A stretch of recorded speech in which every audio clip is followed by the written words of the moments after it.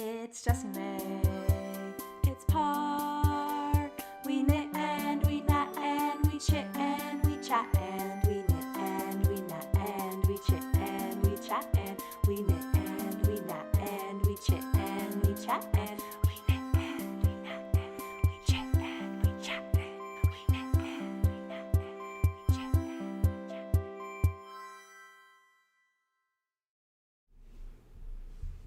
Hello, everyone. Welcome to episode 9. It's Jessie May. It's Park. We knit. We knat. We chit. We chat. Welcome to our show. Knit, nat, chit, chat. We missed you. We missed you. A lot. We missed you. We missed the show. Park missed you in a we missed you way, and I missed you in a we missed you We way. missed you. What if I said it like that?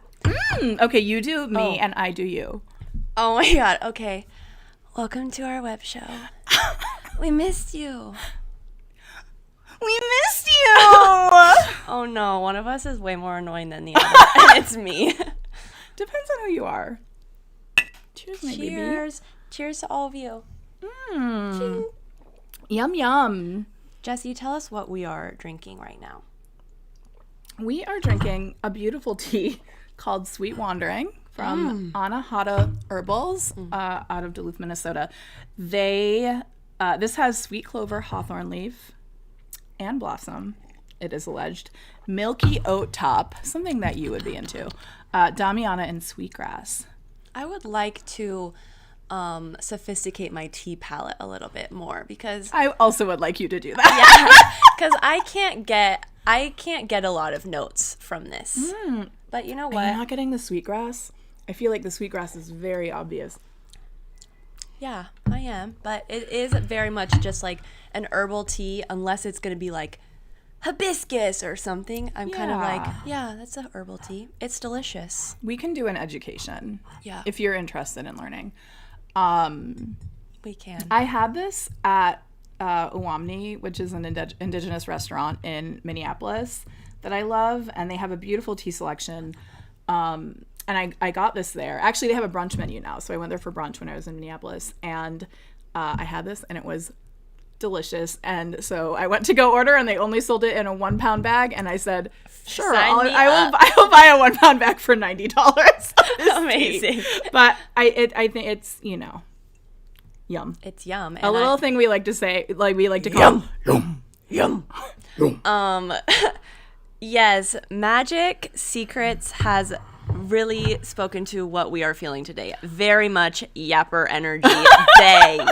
That couldn't be more true. We haven't talked a lot in a long, we've talked barely at all in the past 3 months. Has it been 3 months? 3 months. How long has it been? No, hold on. How long has it been? Hold on. What? Let me. First of all, we haven't hung out very much in the last 1.25 months. Yeah. I would say, because I was not here. However, let me give you a little insight into how we plan for the show. Usually, a few days before the show, or 1 day or 2 days, we will have a phone call where we will, sort of go through our orders of business and remind each other what we need to talk about and all that. But this is our first time not doing that. We just filled out the outline on our own. And said, let's not talk until the show. So you're really getting, I hope you can pick up on our true energy because we haven't talked about any of these things. It's really been pent up energy because ever since Sacred Sheep, we wanted to talk to you guys in our live show. We wanted to talk to you guys the day Sacred Sheep happened. Yeah, and we'll get into all of that. But yeah, just know this is going to be a particular show because we have a lot to talk about, a lot to share, and that's just what it's going to be. Yeah, I think Should we that there's introduce going to be a lot of ourselves? energy. There's going to be a lot of energy, hopefully, Okay. and no For those- energy crashes. For those of you who don't know us, which Maybe, hopefully, there's a lot. I mean, hopefully there's a lot of new people here That would who've be never awesome, heard of us who and don't know what discovered we us do. in the past 1.25 months. No, really though, like the avenue somebody would have to get to, it would have to be somebody who's never knit before, who was on YouTube YouTube and saw algorithm. that we're live. But hi. Hi. My name is Jessie. I'm a knitwear designer. I design under the alias in sunglasses of Jessie made designs. Why did I almost just say Jessie made knits? Hey, babe, you need to be on ear patrol too. Oh God. Well, this ear, You want it to be like that? I'm wearing my legacy hairstyle. Yeah. Okay. I don't know if you've noticed. So But okay. Jessica Rabbit is my legacy hairstyle. This is the way I've worn my hair for probably 30 years of my life before a middle part happened about 5 years ago. Very sexy. But, well, it covers the ugly side of it. You may be noticing I'm looking more beautiful, and it has nothing to do with the fact that it's a side part. It has everything to do with the fact that the ugly third of my face is completely hidden. Very Mariah So you Carey only of get you. to see the pretty part of my face. You're Okay, welcome. so we don't need an ear patrol today. No ear patrol. And I apologize In for fact, invoking ear patrol before it was needed. I generously offer my beautiful earlobe to all of you in a sensual manner Nice. right now. Love that. I have been writing knitting patterns for almost 10 years now, which is scary to think about. 2016, it's 2026. So you know the little knitting, Whoa. what? That's a long You think time. about- I know. Well, it's actually been 8, I guess, Yeah. since I've been writing patterns. But the 2016 throwback that everybody's doing right now is like everything I knit in 2016. Let me tell you what I knit. Nothing, because I didn't know how to knit yet. Amazing. But yeah. Who are you? Hello, Blue everybody. eyeshadow. Who are you, blue eyeshadow? Do you like it, you guys? I went with a blue look today. I love it. I've never seen you in blue eyeshadow. Yeah, you have, because you put me in it one time for one of your photo shoots, and I was thinking about it as I was getting ready. I was like, oh yes, this looks like Jessie's ripple halter. I think I like what I see. I'll say that. Nice. I'm Park Williams. I also design knitting patterns and have been doing it for 8 years now, I guess. Even though I've multiple times in the past week I said, yeah, it's been 6 years since I started designing patterns, and then today I was like, what are you talking about? It's been 8. But yeah, to think about. that's me. Which means like we've been friends for 8 years then? I guess No. the first Yes, pattern. yes. Kind of. We've known each other Yes. for that long. But maybe we're only friends like a year after that. Yeah, it was We've a been pretty friends for quick. 7 It was years. pretty quick though. What I are we have going to do say. for our 10th anniversary? I actually have our friendship anniversary in, not our friendship anniversary, but our meeting? first meeting anniversary in my birthdays app in my phone. What should everybody vote on what we should do for our 10th friendship anniversary, including James. Yeah. Can I say something before we continue? Because it's going to bother me if I don't. Guess what? You're allowed to say whatever you want. Well, It's called I'm going to Chit say Chat. it because I was doing my makeup in unfamiliar lighting today, and I feel like my contour is very orange. So if you're noticing me looking, It's actually looking very beautiful. thank you. It's looking a little warm. Everything I put on my face looks kind of like very warm tone, so everything looks orange. And I was taking our picture before the show, and I said, my contour looks a little orange. So if I'm looking orange, I'm not going to apologize. I'm just letting you know. It's known. I know. It is known. If you notice something, Jessie probably already has as well. Also, before I forget, sorry about the timing problem. When I said on the story it was going to be 6:30 Eastern time, if I'm ever on Knat Chit Chat, if either of us ever say Eastern time, just know we're saying Central time. Because we are in Chicago, and that's the only thing that we think about, our time, our central time zone. So we're going to always be here I'm at always thinking about 6:30 the central Central time zone. time. I'll say that much. Always top of our mind. So we have to do something very quick, which is called saying goodbye hello Capricorn season and goodbye Capricorn season, because Sorry, it was so- we didn't so even fast. have one. Hey, you know what else? What? Goodbye Sagittarius season and Yeah, hello to Sagittarius true. season. We Just skipped famous 2. Sagittarians. Gloria Mcia Petrelli. Jane, my sister-in-law. Everybody in James's family is a Sag. That's amazing. Isn't that funny? Yeah. I mean, basically, they're either Sages or Tauruses, or I think maybe Virgos. And then also, happy birthday to famous Capricorns, specifically my grandma Knat. Happy birthday, Grandma Net. Grandma Knat, January 17th. Happy birthday. And Disco Stitch, Holly O'Rourke. Okay. Where has she been? I haven't seen Disco Stitch on. I don't know. Probably getting her house in order or Probably something. being a probably professor. being a professor, a woman in STEM. Holly, if you're out there, we miss you. We miss you. The girlies yearn for Holly. Yeah. If At you all guys times. don't know Disco Stitch, obviously, as we just said, she's not being super active right now on Instagram, but her back catalog is still worth a follow. She has Yes. amazing patterns. She has such a cool aesthetic, and it was her birthday in actually not very long ago. Well, in Capricorn season. Capricorn season. So, I love Capricorns. I love Capricorn Capricorns, energy too. is so sexy. And it brings me to the next point, which is it's a little bit scary to already be entering Aquarius season. Capricorn season felt very much like you can get a lot of stuff done. Like it's a new year vibe and just kind of get to your tasks little by little. And I get a little scared entering into an air sign season, but I'm feeling at home because my Capricorn season was not productive. And I'm just now settling into. well, you're about to be very My powerful time. because Aquarius shout out, famous Aquarians. Jessie May, if you couldn't tell by this little Just weird kidding, that's my alien. Pisces. Yeah, that's your Pisces. But What are you I'm gonna ready be, for like, Pisces season. water bearing? There's water in here. So happy almost birthday to Jessie May In 3 weeks. in 3 weeks towards Over the end. 3 weeks. And happy birthday Towards to the any end, Aquarians and any Capricorns and any Sagittarians that we missed. And also, any Pisces. True.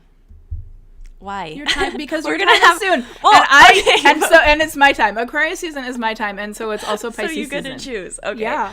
Okay. Well, we will get to the And Pisces also, it's next next month. Okay. Anyway, welcome everybody to Knat Chit Chat.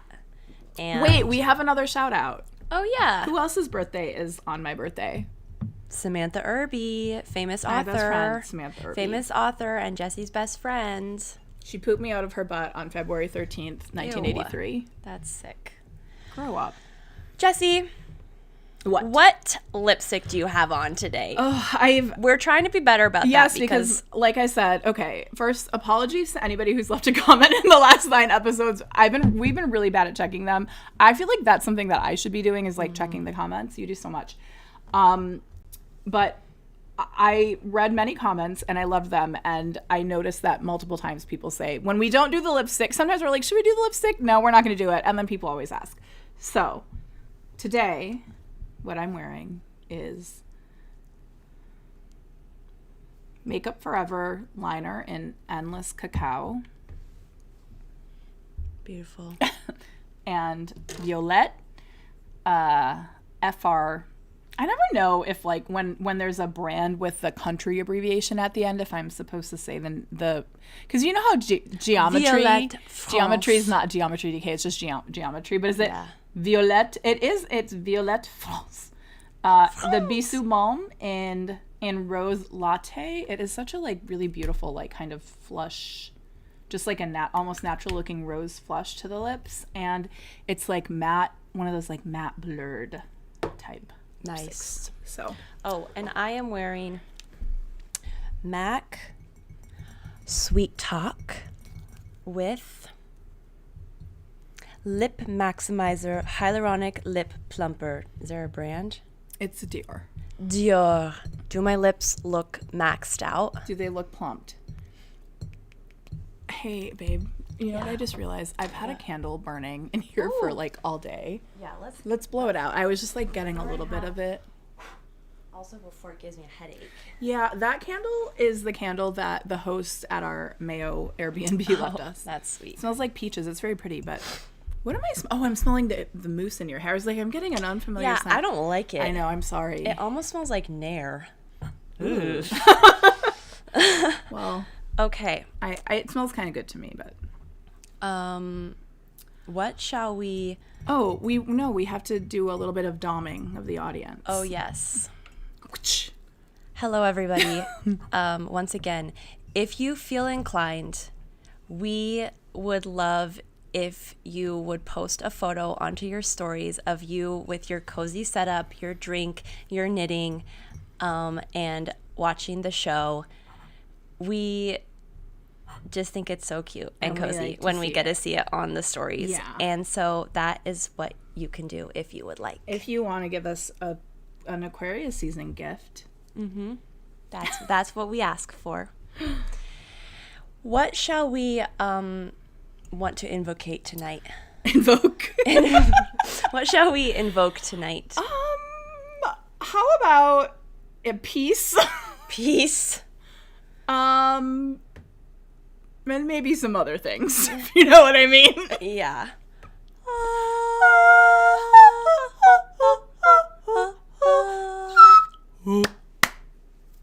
Let us begin. I if we can tell haven't that that's already. gonna work. Okay, we have a lot.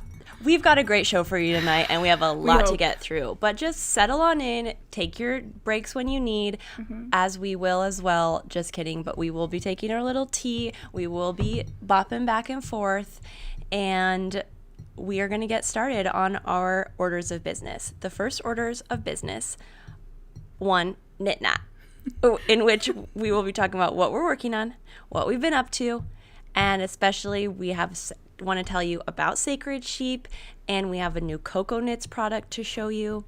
And in the Chit Chat section, we will be talking about what we've been reading, what we've been watching, what we've been playing, Where we've been, what we've been up to. where we've been, and what it's been It's not like. knitting related.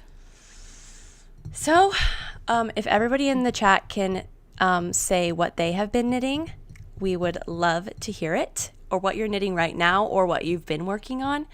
And Jessie, do you want to start with what you've been working on? I want to address something in the chat first, which is somebody said invoke knitting peace. And I like that, but I want to know, are people fighting? Because if they are, what are they fighting about?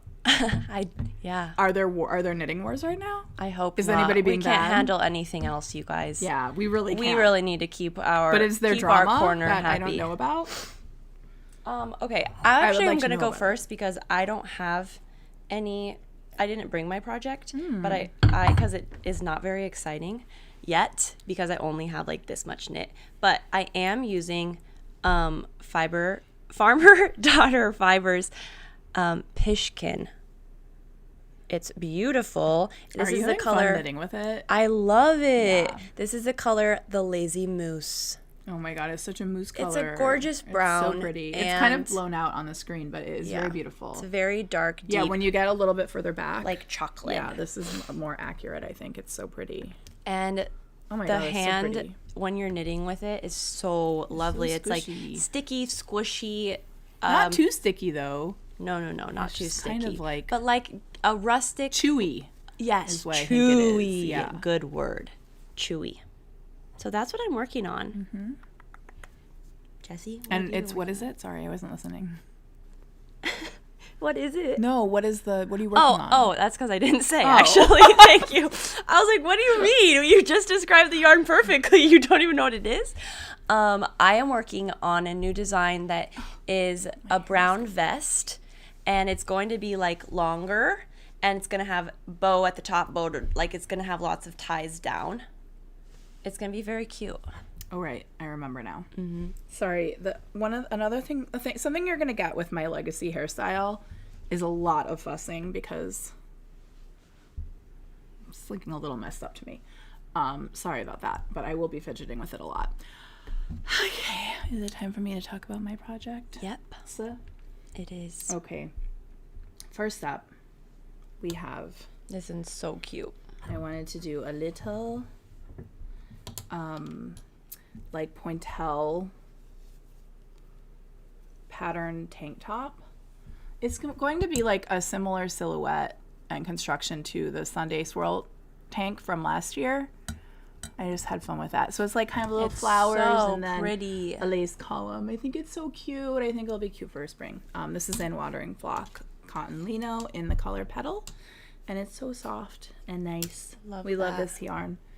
It's gonna be very I have a large pile, so I'm gonna really enjoy throwing everything onto the chair once I'm done with it.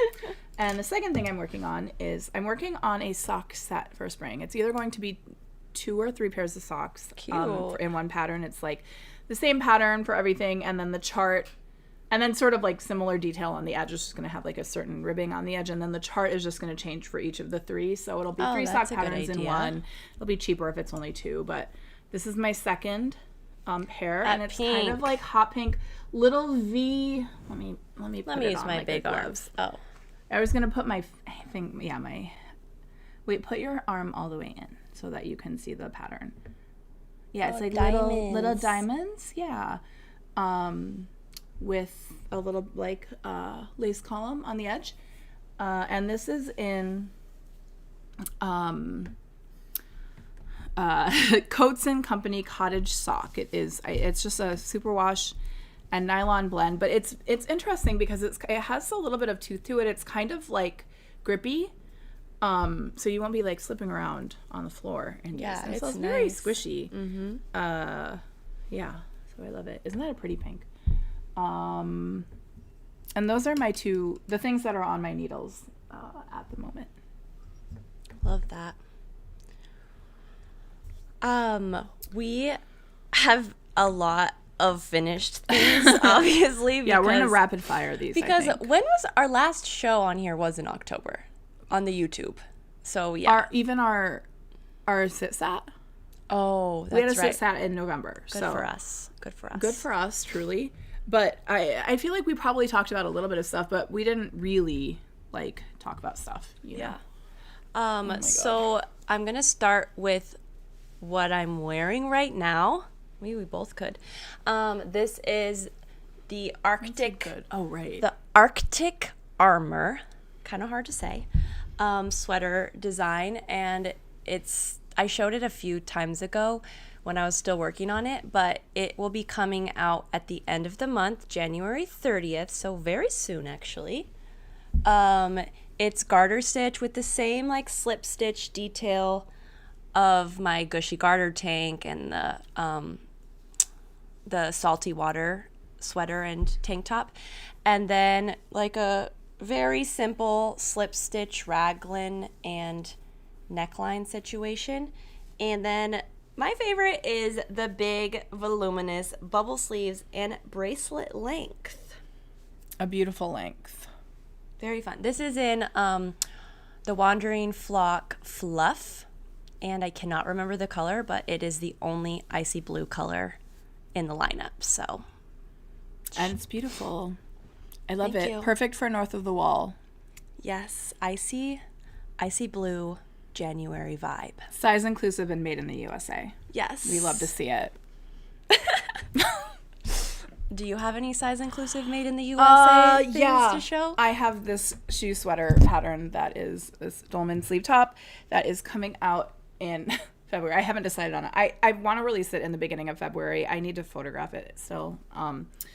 But this is my final sample. It is just in a natural colorway from Lamb and Kid. It's Lamb and Kid Birdie. And it just has some twisted ribbing on the bottom. And it's very long or voluminous throughout the entire fit. So it kind of just drapes. Mm-hmm. And I love it. we I both reached for have- it a lot. We both have the same thing to show, which is Oh.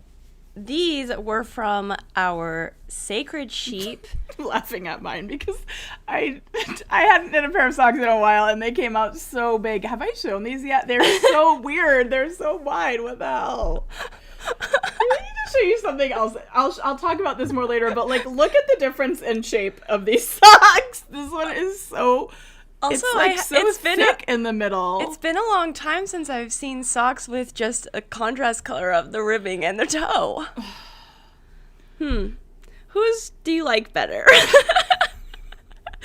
Just kidding. But these were so if you don't cute. like mine more, you're fat phobic. That's true. These were These are bear socks. these were It's shaped like a Christmas stocking. It's so weird. And it has a heel flap and it doesn't. I don't know what happened. Sorry. It's okay. We were in a rush trying to knit them too. But these were our special colorways that Ritual Dyes did for Knit Nat Chit Chat, for like the Sacred Sheep limited edition. And we love how it turned out. It was like little flecks of all of our brand colors and then a perfect hot pink. So pretty. And one of them, like the color with the flex was Knat, and the pink was Chit Chat, or vice versa. So cute. So cute. Wow, we're getting through our piles, everybody. We are. I feel like we're zooming. Zoom.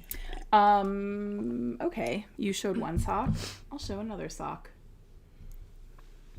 How cute are these? Cute. I have not seen those. So I want to give credit to. Now I didn't do this from a kit. I was in Minneapolis. I will talk about this later, but I was in Minneapolis for a month and a half, and I had previously seen on Camellia Fiber Company's page, like earlier, maybe in the beginning of last year, they have kits for a pattern called CFC Vintage Yak Sock Kit. And I think it's like a really soft like yak yarn that they held double with mohair on the toe for the stripes and for the heel. It's called, I said CFC Vintage Yak Sock Kit. So they did it in this manner. Now, this is not the pattern, nor is it the kit. I was in Minneapolis and I got this yarn at a yarn shop. It's Kelburn Perennial, which is an alpaca wool nylon blend. It's so soft. And then the mohair is just a knitting for Olive soft silk mohair. It's so cute. I love the little sporty socks. I know. Top down, 2 at a time, heel flapping gusset. Varsity. Yeah, vintage varsity. And I just want to give credit where credit is due because I think the pattern that Camellia Fiber Company has, I just did this like from my mind, but theirs is like a 3x1 ribbed sock. But the holding the mohair for the stripes, I totally like got from them. And this isn't a pattern. I was just doing these for my personal joy and wear. And did they bring you joy? They did bring me joy, and now I get to They're wear them now that I've shown too. that they match. True, on theme. Yeah. No, they're so cute. Aren't they soft? I love them. They're very I love the soft. yarn, and I loved the idea. And so, yeah. I loved that kit when it came out, and I meant to buy one, and then I never did. And I should have, because I never saw it, but cute. they have so many interesting bases. I would love to design in their yarn sometime, but yeah. Do you have another thing? Continue on our sock life. Oh my god. These are the socks that I knit for Caden McGreevy. Babe, those are the longest socks I've ever seen in my life. Yeah, tell me about it. Do you use the whole thing? No, but he really wanted them to be long, and I was Okay. like, okay. It sucks when somebody wants them to be long, although I understand. I made you knit always my want them socks long. really long too when you were giving them to me. These are Knit Picks Felici in the color Silent Film. Caden loves stripes, big like bold stripes like this, and I was thinking I would be a very nice partner and give them to him for Christmas. And I think they turned out so cute. And I had never knit with the Knit Picks Felici yarn before, and because it's super cheap. Yeah. It's It's like- kind of soft. Yeah, it's like $6 a skein or something, and it is like a 200-yard skein if I remember correctly. So I did buy 2 of them. Oh, I was but like, I that's still only didn't. 200 I still didn't use them all. Use all of both, but still, I was like, whoa, that is really inexpensive. So I didn't know what to expect, but I was pleasantly surprised by it for that price. So cute. So cute. So long. So long. Kate, her boyfriend is 10 feet tall, in case anybody's not aware. He's 10 feet tall with legs that are the circumference of a toothpick? No. I'm trying to think This of something. microphone? The microphone, yes. Not for long though, because No, the Owala. yeah, his legs are this They're that wide wide. and 10 feet long. But be careful, not for long, because we're deep in our gym life, and he's oh, probably gonna, why? I was like, what? he's gonna Not get- for long, what? What are you Okay. going to do to him? chop the legs off. Yeah. Oh, Jim Mark. gym arc. We're deep in it.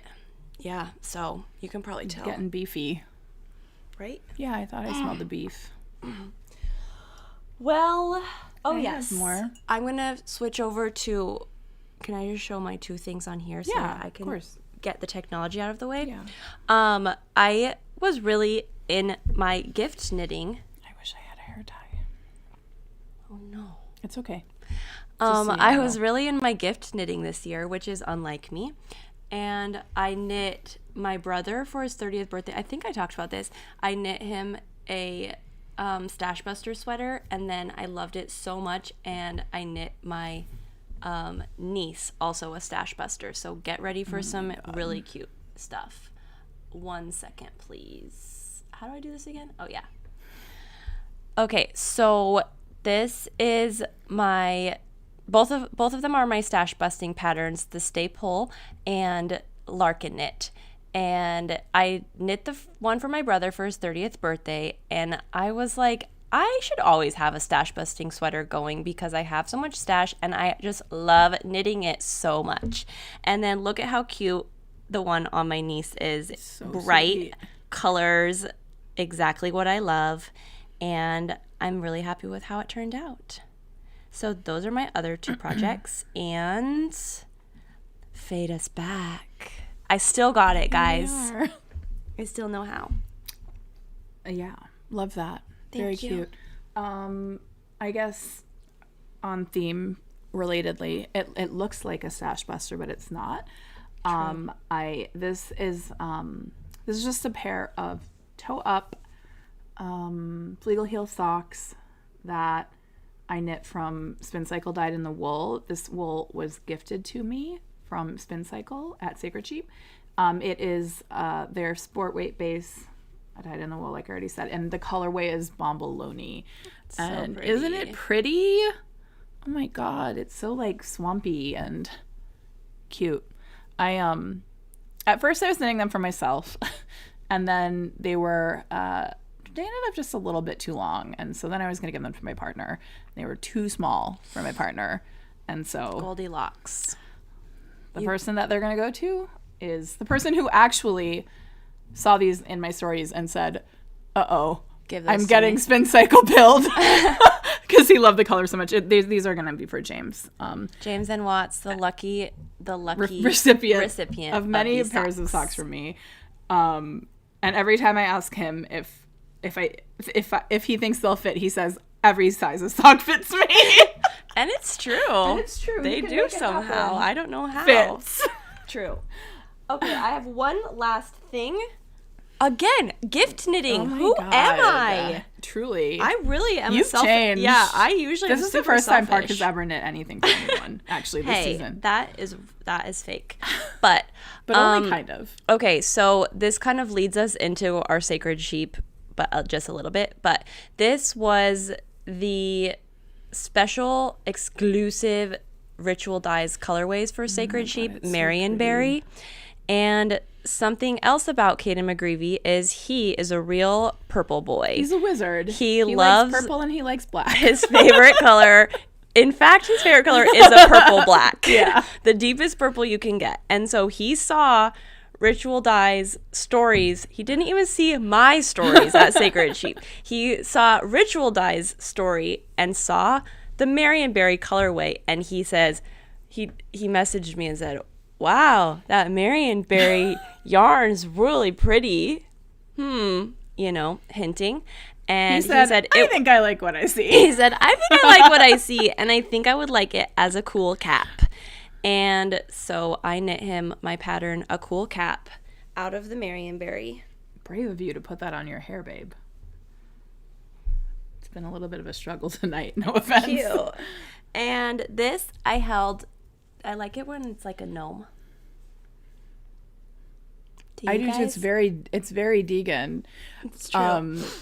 This was holding the mohair fae with their maiden, I believe.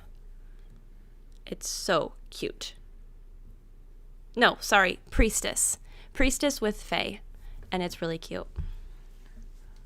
Yeah, priestess. Wait, priestess is DK. Oh, it's DK? Yeah. Made okay. DK and fae held together. Oh my god, look how cute it is with your mug. Purple. Wow, and that's that. I have Of I my have stuff. two things. This is the second pair of socks in that set. It's blocked in a weird way, so you can't tell, but Isn't it pretty? And then let me show you. Will you stick your hand in there? Thank you. It's the same little lace that I wrote for Darling. for the tank. And that yellow is so happy. Yeah, it is. It's the same company. It's Coats and Company Cottage Sock in electric yellow. I love this color. It's like chartreuse. It's so beautiful. Yeah, so I have these, and then the last thing that I've actually knit things that I can't show yet. Secret Stuff with secret stuff.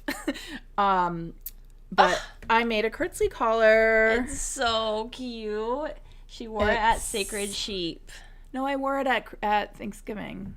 Oh yeah, because you weren't done with it. Because I wasn't done with it at Sacred Sheep. That's right.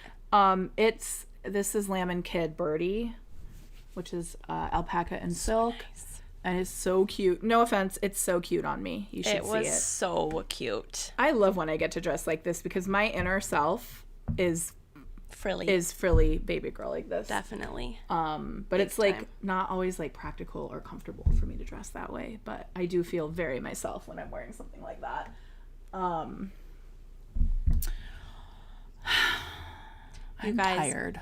I know. We need it. We really were yapping at the beginning, and then we're like, do we have our stamina still? I went to bed kind of late, or like at a normal time. I went to bed at midnight, but then I had to get up at 6 a.m., which is why sick. I had a mammogram today. Oof. Yearly mammogram. Everybody do it if you're old like I am. If you need to. But I've been up all day, and I'm a little bit crashing. But my tea's almost gone, but it's not gone. No. And I have to go pick sage up after this. And we have to do a perfume smelling. We are not going to do that today. Yeah, we just have to do a little bit. A little bit. Okay. Don't call Caden until 15 minutes until I tell you can. Okay. Well, this is really why we were so excited to have the show. It's because we wanted to tell you guys how Sacred Sheep went. Remember how during our sit-sat we were so scared, and we still were so scared to do the first live show at Sacred Sheep, but Jessie and I cried during it. It's really embarrassing. I'm sorry to say. We literally cried during the show. Because we had Maya. Why am I getting teary thinking about it right now? Because it was so sweet. We had Maya and we're still riding the high. It's like this energy that we have now that I have just regained is like we were so excited to tell you guys about this, and it makes me so happy to think about it every time I think about it. Because it was just so validating and sweet. So, well, let's start at the beginning. First, we had a meet and greet on the Friday night, so the night before we had our live show, and first of all, that was so silly and so sweet because Jessie and I are like, a meet and greet, okay. And we were like standing there. Who's going to want to do that? And then so many fans of the Knat Chit Chat came up and said the sweetest things. And we were like, whoa, everybody is just being so nice to us. And that we were like, wow, okay, people actually like the show because it's very hard when we are behind the camera. And I know we have the chat, but it still is like, are you guys good? What? It's hard to get a read on it. But yeah, and this is going to sound kind of stupid, but why was I shocked at the number of people who were there who had seen the show? I just assumed like if a yarn event has a certain number of tickets for like a guest speaker or a lecturer, anybody who goes there who wants to see an event will like buy a ticket even if they've never seen the show or whatever. Yeah. But I want to say that almost every single person there, which I think there were like 40, I think it was 40 people per class. Did I not turn off? I think I didn't turn off my tea kettle, but maybe it turned off by itself. Maybe 40 people. It's an electric tea kettle, don't worry. It's not on the stove. And I feel like almost everybody, except for like a few people like brought partners, I think, or like were there with, their friends or their family who hadn't seen the show before. But everybody knew the show, and like it seemed like had gone out of their way to like see us, to like come see us. And just like I know it's it's always a lot, but just like getting to be back in real space with everybody and like community and being like, wow, we are all out here and we really like need togetherness and like to be together. And yeah. There was like some novelty to it too, because like of course there were people who've watched the show before, and I guess I've run into people in the real world in my day-to-day life where like one person will come up to me and be like, oh, I love your work, or like recognize me in public. But I've never been at an event where so many people just want to come up to you and affirm you like in person. Yeah, it was like, whoa, Yeah. That was crazy. Guys. And then what really made us cry, that was the first night. And then during our show, we had Maya, who we talk about a lot on the show, our resident Knat Chit Chat astrologer, write us a secret astrology forecast in a letter that we had not read before.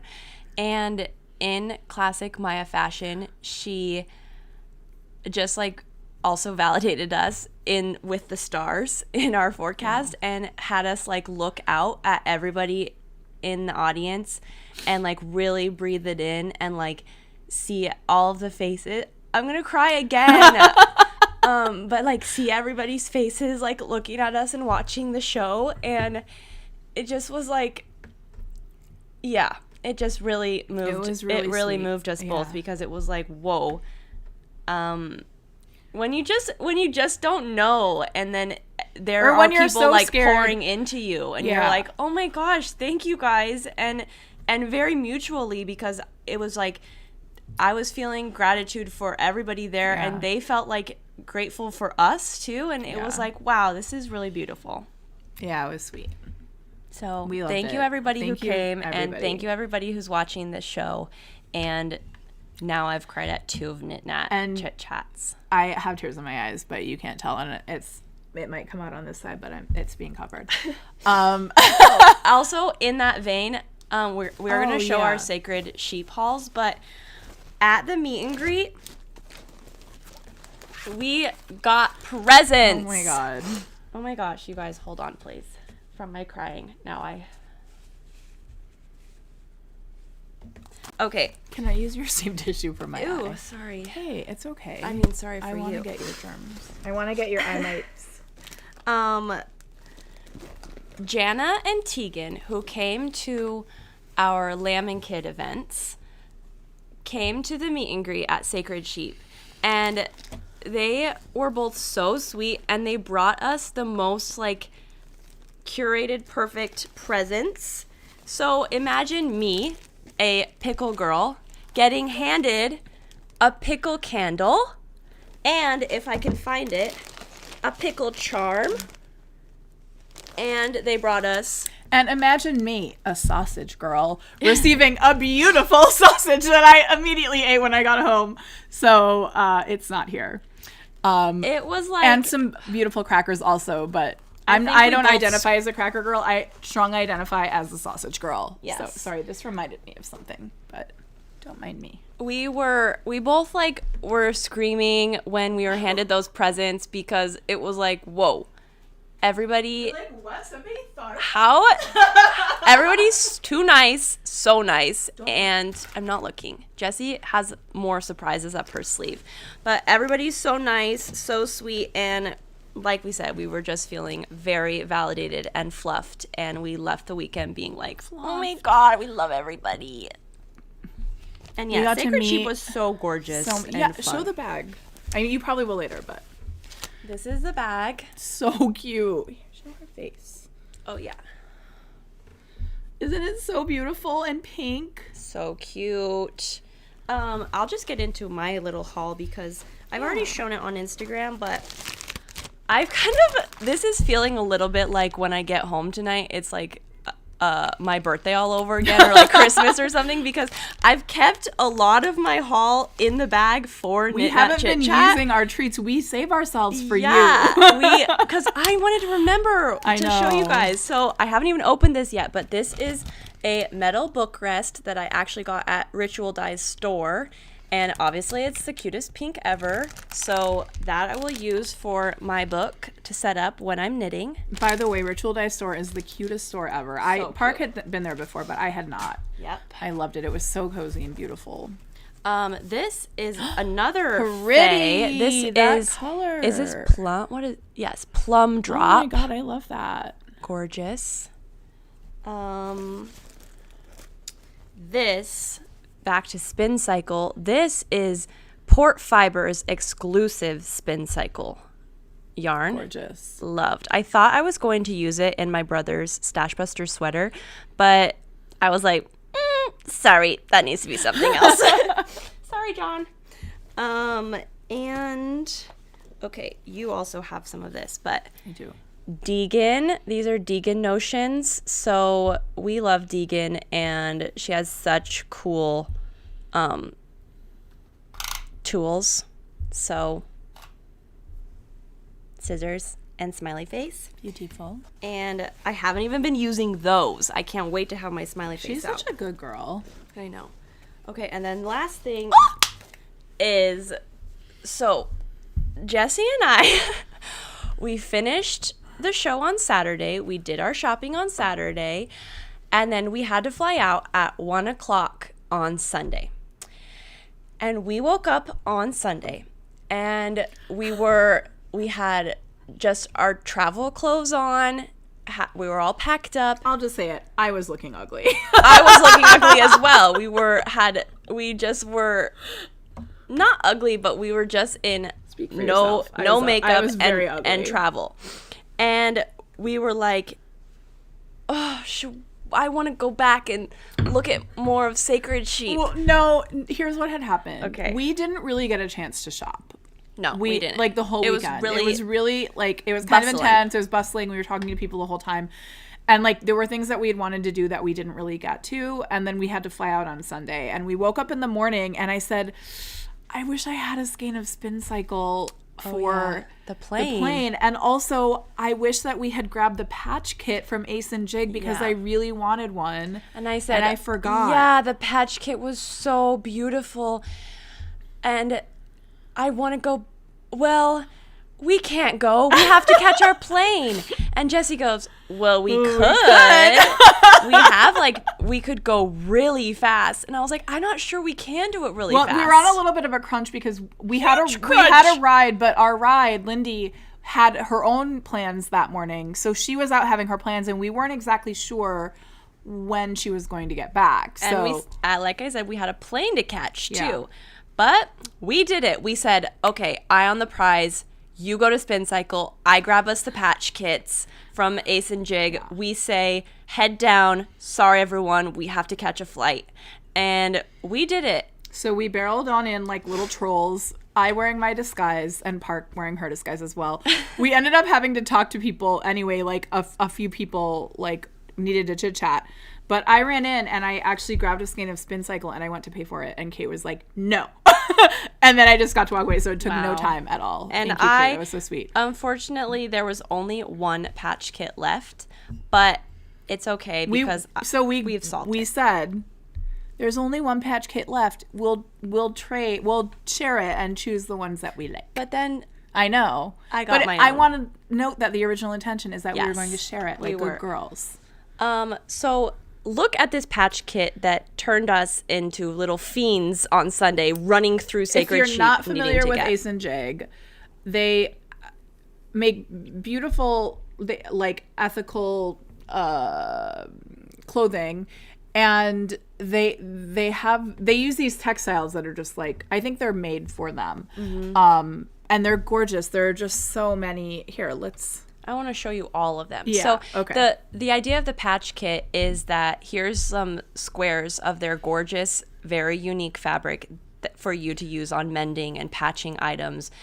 I think they kind of are like, well, you can actually match if you have any of our clothes, but more so it's like you want to patch with these because they're so gorgeous. Yeah.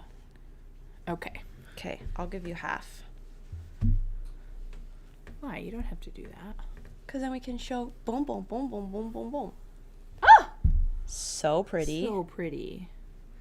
Here we have Melon and Sky is what I'm naming this one.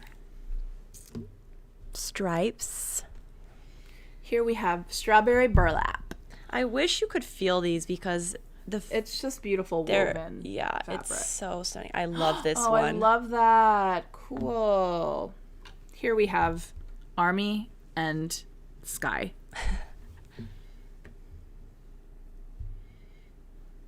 Here we have yellow bug on blue gingham. Here we have Coco. Here we have belt from 1980s on That is cute. wine. This makes me want to have holes in all my clothes.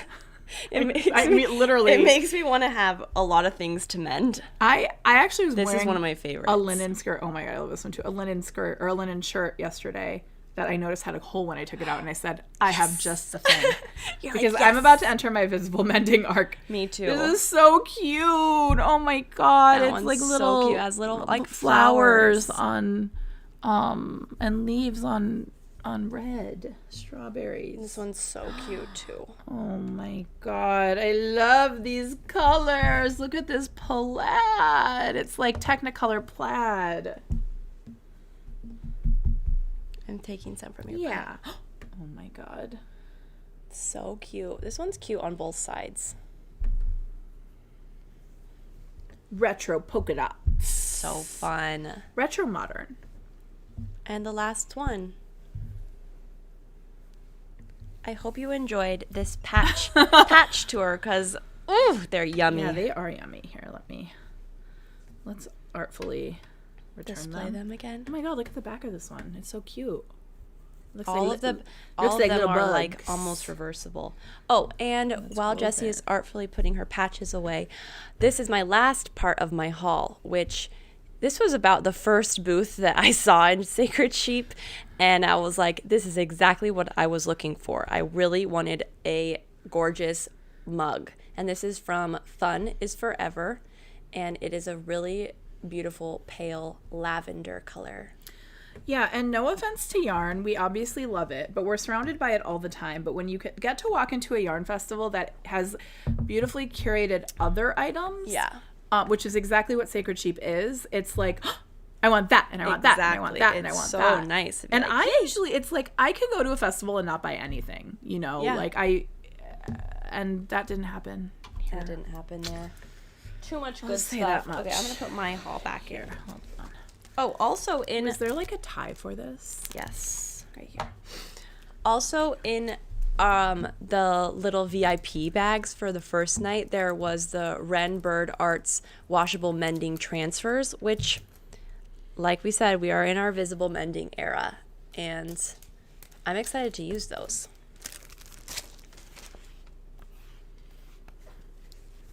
Yay, Christmas! Yay. Christmas for me. Okay. Is it time for my haul? Yeah. Okay. I'm excited to remember what you bought. Well, I didn't get very much, actually. I actually think the only, okay. I also got some, I already have a bunch of Deegan stuff, including one of these. Yeah. But this, and then I got multiple pairs of the scissors. This actually, Daisies. she used to sell these with the scissors. I don't think she does anymore, or maybe she does, but they're out of stock. It just has a little plastic on it, but I dressed it up because I like it. These little flower scissors are so cute. I also got a red pair, and then Smiley face the is smiley iconic. face is iconic, and it's so everybody sees it and wants it. It just is so sweet and happy and cute. I got a sweater quantity of this for personal use. It's the Undine DK in black, jet black, something I've been wanting for so long.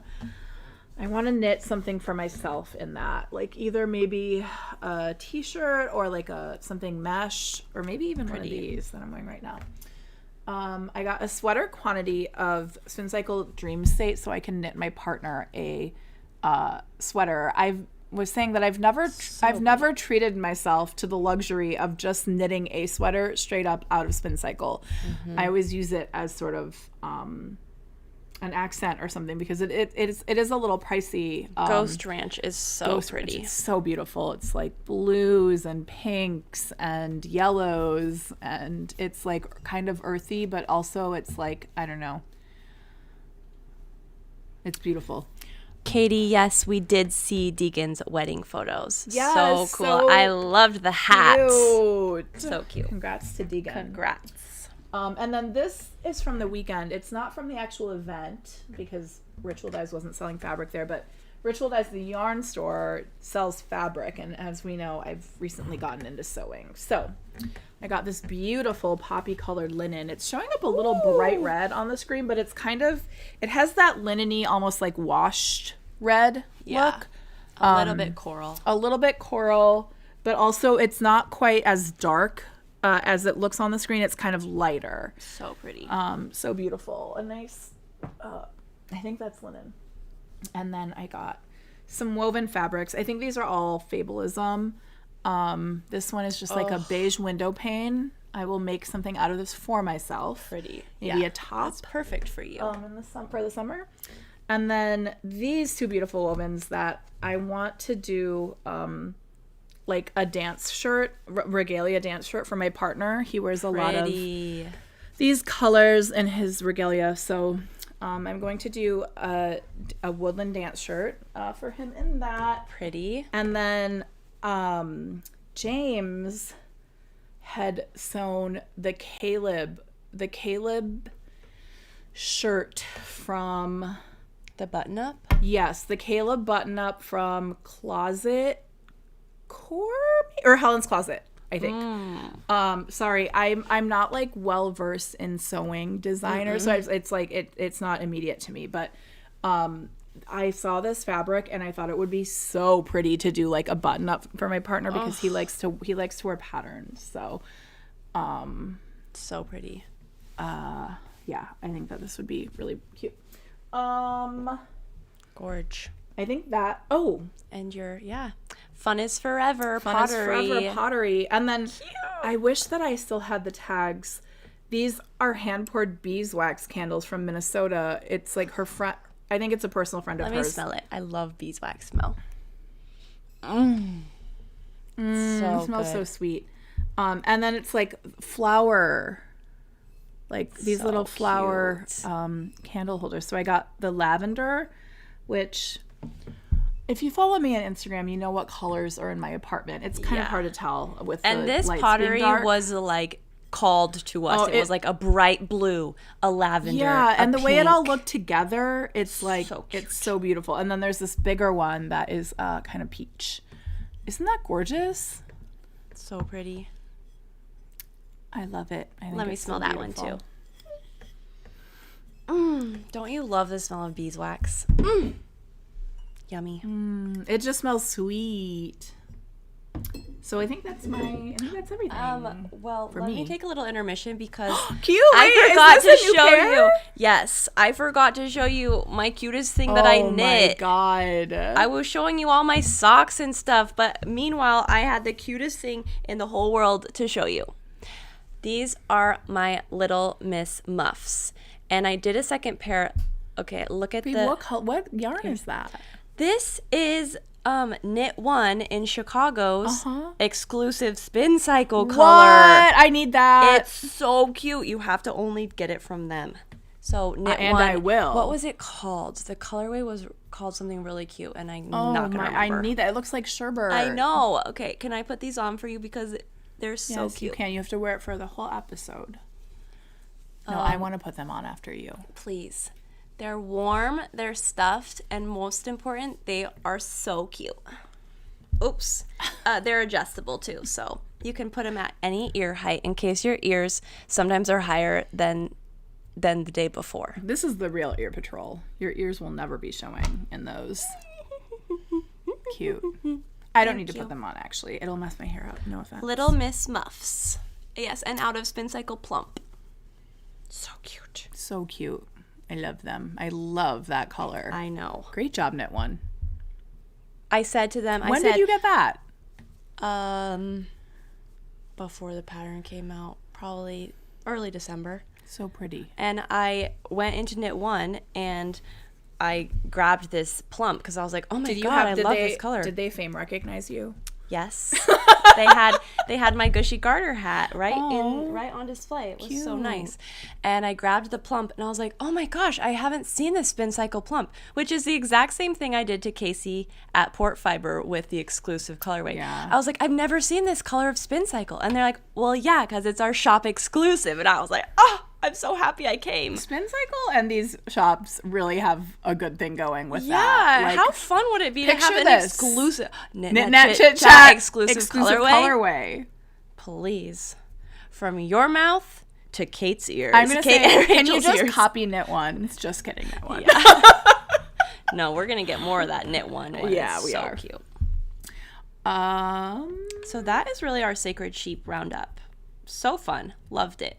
Want to come back? we Wanna would go love back. to go back Would this love to. year. Mm-hmm. Maybe they'll invite us. Wow, this year. That's Do you right. think they It's liked us? 2026. Yes, I do. Okay. I love Rachel. I love Martha. I love everybody at Ritual I Dyes. do too, but And you I never think know they if love you us. back. Time will tell, I guess. Won't it? Yeah, we got to meet all of the Ritual Dyes people that we've worked with so much, and I loved it. I had already met them all. Oh yeah, you had. I was meeting everybody for the first time. We met Spin Cycle, we met Farmer's Daughter, we met Ritual Dyes, we met Deegan, we met Port Fiber, we met Shelly, we met Andrea, we met who else was there? We met Geraldine Made by from Haley Wandering Bailey was Flock. there. Oh, Magpie was there. Did I already say that? Verb for Keeping Warm was there. Who else? So many people. So many amazing Ace and Jig. Spin Lamb Cycle. and Kid. Lamb and Kid. We love Lamb and Kid. The Lamb and Kid girlies were there. It was awesome. Now I feel like I have to say everybody, otherwise if we didn't mention you, forget, we and then still love you in our we hearts. love you. We might even love you more. Yeah, If we didn't mention you, we love you more. true. It's the truth. My voice. Get it haven't back because spoken I this want to hear much. about your Dandelion Fiber Co. Oh my god. So I was in. What? Sorry, there's such cute stuff over there. Oh. Get to it. I want to Oh my, see. that's not Dandelion Fiber Co. I don't know what you're looking at. Oh, the pouches. Oh, yeah. So, okay. I was in October, a terrible thing happened to me, which is I found out I had to renovate my bathroom on a really tight schedule with a tight turnaround, and like sort of acquired everything really quickly, and then I was going to have to move out. And basically there was a wall that was like just dead, like it was falling apart behind my toilet. And my contractor said, I can have this done if you want to do it between Thanksgiving and Christmas. It'll take 3 weeks. And I said, you know what? That's great. I will stay with my friend Carrie in Minneapolis. And everyone knows that when a contractor says 3 weeks, it it definitely means probably 3 2 weeks. Yeah. So I decamped to Minneapolis at the beginning of December. And I brought this to knit because I hadn't finished knitting it yet. I brought, what else did I bring? I was working on one other thing, maybe like socks or something. I don't really exactly remember. But I brought what I thought was enough knitting because sometimes I go somewhere and I think I'm going to knit and then I don't knit at all. I think everyone can relate to. Yeah, Sometimes you pack surely too this much, will be and enough. sometimes you don't pack enough. It never is exactly the right amount. I'll say that much. So I got there. The first week I was there, I went bowling and I injured my knee. I re-injured my knee. I injured my knee at the beginning of November. I have runner's knee. It's not good. And it's like when it's acutely injured, I like can't walk on it very well, or I like have to really my mobility is really severely like limited. And I did it way worse than I did it in November. So bad. I injured my knee, and so then I became a basement dweller. And Carrie is my best friend from childhood. She's like family. Like we've known each other since we were babies. And she has a house that has a garage that you can drive into the garage, and then you walk into the house from the garage, and then the living area and the place where you hang out is downstairs, and the kitchen is downstairs, and my guest room is downstairs. So I didn't have to walk upstairs. Nice. I did to take a shower, but I could handle that to the extent that I needed to because there's also a bathroom downstairs. So basically I had my little basement dweller suite in Minneapolis, but all I had to do was knit and watch TV. Shoot. Something we hate to do. Well, I love to do it, but you don't want to be forced and to. I relish sitting in my apartment. I am an inside person, especially in the winter, and I like being cozy, but I got a little bit of, I need to get out and go buy something or like do something because it was challenging to not be able to like move around very much. So after a couple weeks, I think I was there, I maybe was there for 2.5 or 3 weeks, and I was like, I need to go to a yarn store. I need more to knit. I need a yarn store. No, it probably actually was like 2 weeks in because I feel like I did a lot of knitting. But so there are many yarn stores in Minneapolis, and I have not been to. I do think I saw a lot of people maybe at the beginning of the episode saying they were tuning in from Twin Cities. We have a lot of I think Minneapolis. we have a lot of Minneapolis and Twin Cities fandom. Yes, people in the fandom chat. So,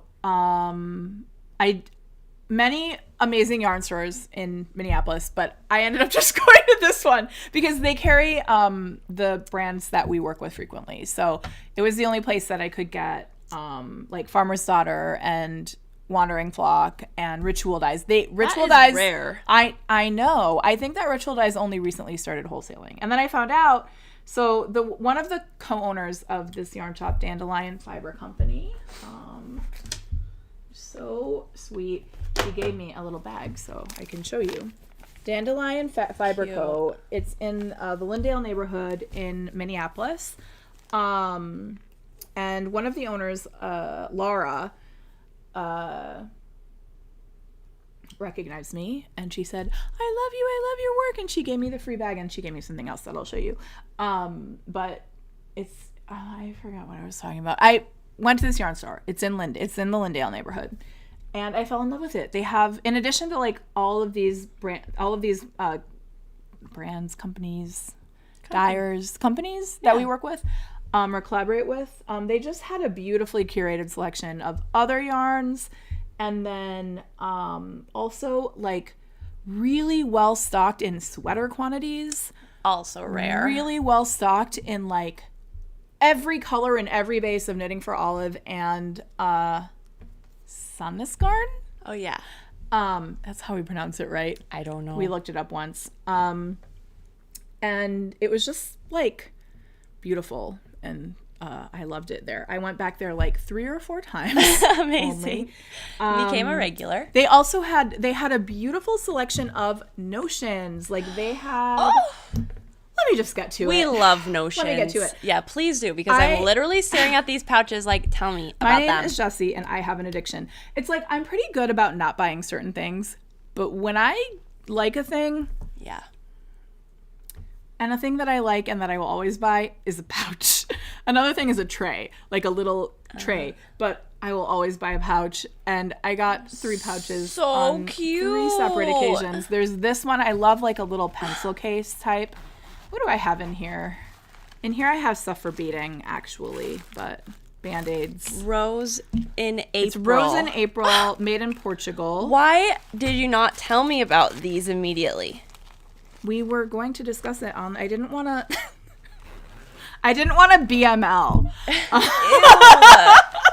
Jessie, you're gonna get us banned. Good stuff luck like that. figuring out what that means. Only the perverts will know. It's so cute.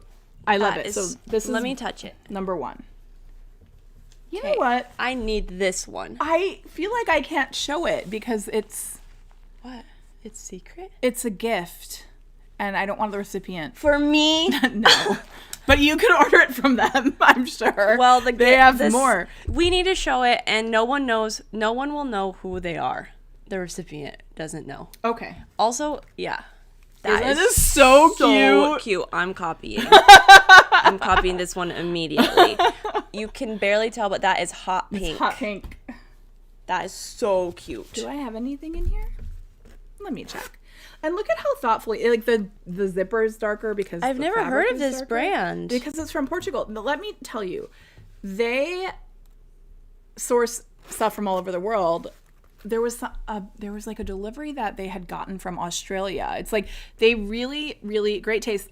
Laura is an old friend of Martha from Ritual Dyes. Okay. Crossover. Crossover. And just very high level of taste in the shop and everything. They had really cute bags from this Australian company that they've been like having trouble with like tariffs and importing and all that stuff. But they had so many cute things.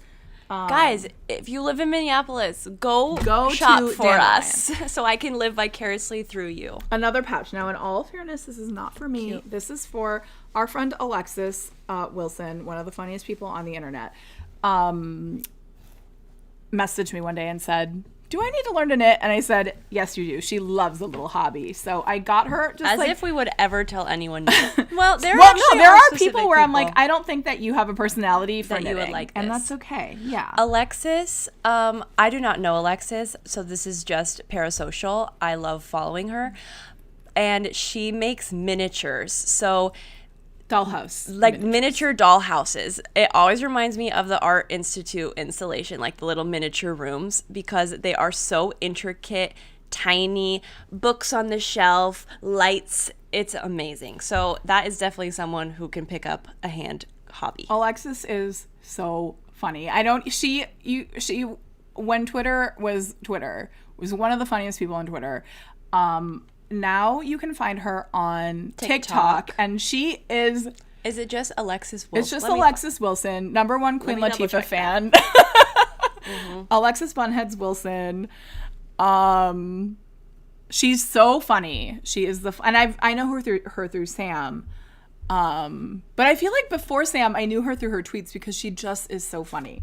But let me show you what is in the bag. So I think she would love knitting, and she loves knit garments. So I got her a pair of size 9 wooden knitting needles. I got her some like chunky pink yarn. This is Sandnes Garn Frittids garn. Okay. Sassy Black Diva is the username on TikTok. It's Alexis Wilson. So that's Show the picture. This is how you'll know it's her. Okay. Okay, and then this also is for Alexis. I love these little scissors, the Fox and Pine stitches. They have like a little rubber stopper on them that holds them together, but got that. This is very Alexis core, Alexis colors. Cute. Alexis is like a big 90s, 2000s expert and lover. So like Lizzie McGuire pillows, and that just reminds me of that, like the flower power. So cute. Gauge. Needle gauge. Needle gauge thing from Deegan, I think. This is Deegan. Mm-hmm. And then some stitch markers from All Stitch Studio. I pulled out some of the colors cute. that I thought she'd like. They're Flowers. kind of green, baby green. Sap So green. fun and so cute. So and fun, such so a nice cute. present. I love doing that too. When somebody says, "Do you think would like to start to knit?" I go, "Well, I think so, and let me put send together you a some cute little fun things. thing." Because it's fun to have cute notions and it's out, and it's like a good way to get them to be yes, excited to use their about it. stuff. Yeah. Mm-hmm. I think she's gonna like what she sees. I do too. Oh, something fell right there. Is that something you need? A little tiny jump stitch ring. marker. It's a jump ring. Maybe from. I've been doing. We'll see. I've been doing a lot of beading, so it could be from. Yeah, but I don't really know where that's from. Okay. More dandelion. This is my little dandelion bag. So I have. This is Coats & Co. This is the third color. For that So it sock would be set. that hot pink, that electric yellow, and then this color is called lilac. It's so cute. It's So like, pretty. It's a little more It's pink. like a little more pink, but it's kind of a a violet, a This is a purple. really pink. nice sock yarn. It is beautiful. This is Coats & Co. That's the dyer. Hand dyed in Ohio, and it's 75 superwash, 25 nylon. It's quite tightly plied. I don't know. I love it. From Dandelion. This, I want to do a little kind of like mock neck, sheer on top, tee, like cap sleeve tee that's solid on the bottom. So I have mohair for the top part, and then it's going to be held with this at the bottom, which is the cotton. Knitting for Olive cotton merino in black, and then this is just the knitting for Olive soft silk mohair. I got that for that. And then I got a couple of skeins of Wandering Flock citrine. I want to do a tank top in summer. Wow, this summer is going to be summer of Wandering Flock Cotton Lino. Love it. When is If I it? can, I know when. It's is this either coming? Ritual Dyes Undine or know. Wandering Flock Cotton Lino. I feel like I should spread the love, but it's when you know what you like, it's so hard not to use it. We like what we like. That's the truth. And then I got some knitting for Olive. I want to do. I have so many aspirations, and I'm like, will I get to all these things? Hard Eventually, to say. maybe. But for spring, I really want to do a little T-shirt that is this pink color, and then I want to do little teeny tiny roses Cute. with leaves, like really tiny, like only a couple stitches like wide the rose, and like That would be so cute. on multiple, just like throughout the whole shirt, you know. And so I got these for the roses and for the leaves, and then this for like the base of the T-shirt.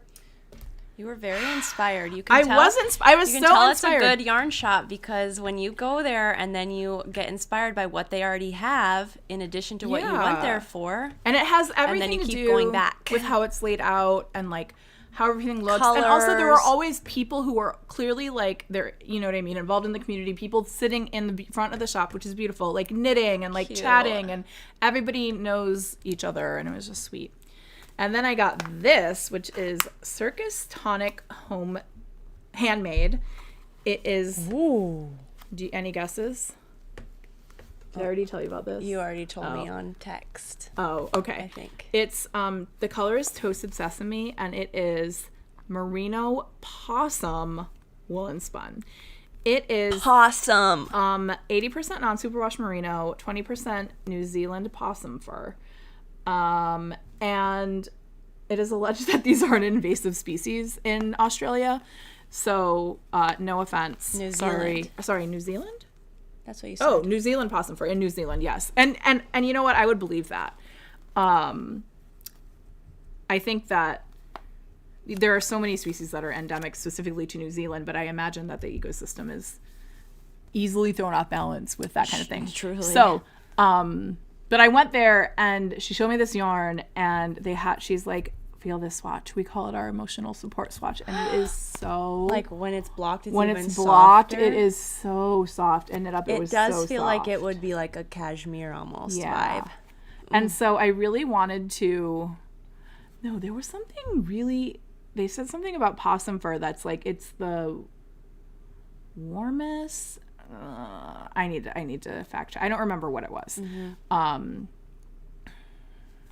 But yeah, I got 2 skeins of it to make like a shawl. I was on a little bit of a shawl knitting. It's just such a simple thing to knit, you know? I'm like, I want to knit a shawl or have one to wrap around myself. And then this is just more. I got these scissors, the Deegan You can't have Violet. enough snips. And I got another pair of these snips that are from a different company, but they look the same as the other ones. Fashion jewelry company, but this is like periwinkle. You can never have enough of these sitting around when you're a knitter. And then I got also these The flower set. All Stitch Studio flower stitch markers. There's like there's like 4 different sizes. There's like a green set, tones of pink, like rose set that's a little bit, maybe the same size as the green. And then smaller ones in like rose and orange and coral, and then the blue, like some shades of blue in the smaller Really ones. cute. And then I just got some plain stitch markers because actually I've been finding myself not having enough stitch I markers. literally last week just bought more Cocoknits stitch And markers. it's like the first time since I've started knitting that I'm like, oh, I need new stitch markers because know where what? are my stitch markers? Do you know what I think happened? what? Is that we have all of our Cocoknits accessories now. Yeah. And so I was finding like I have a bunch in my Oh. project wallet. I have a bunch in my roll-up. I have some in my project accessory portfolio. roll, They're and then I have some broken on my apart. tray. And then I was like, I need more stitch markers. So I also just bought more stitch markers. I thought something else and I don't know where it was, but it was so cute. It's like, it's just 2 plastic claw clips that are like bound together by like a plastic chain. And you clip it onto your purse on one side, and on the other you put stitch markers on it so that your stitch markers are always in your purse. Interesting. That's funny. And that's what I got. Love it. But I don't know where it went. Did everything make it from Minneapolis to my house? Yes, to it say? did, but where is it at this point? It is hard to say. By the way, the renovation ended up taking 5 weeks, which is normal. Yes. It's also, I mean, I felt bad. My contractor's mother-in-law died like a week or two That's into right. the renovation. So things were just like a little bit backed up. He was so nice. He did such a good job. It looks beautiful. And it looks beautiful. So maybe I'll do a bathroom reveal when the glass is in. The glass hasn't been installed yet. My contractor doesn't do glass. So glass will be installed first week of February. They've already measured for it and stuff. But maybe I'll do a bathroom reveal then. Who knows? Maybe. So my new favorite yarn store, Dandelion. I can't wait Fiber to go. Company. I told them that, oh, wait, I have one more thing to show. Sorry. I loved Laura. I loved everything about the shop. And I said if they ever want to do an event, that we should.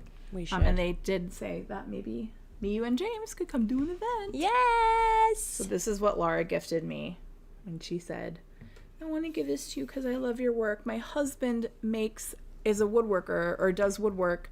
And what she was saying is that she had expressed to him that she wanted a knitting tray, notions tray, that was big enough to hold both a phone and an iPad, and that was magnetic. Oh, cool. That's So- what that's for. This notions tray, beautiful wood. It has like this rounded area to put stuff in. Right now I was doing beading, so I have a lighter for burning cord. And then I have little snips in here right now, and I actually have a darning needle. It doesn't get lost, and some beads.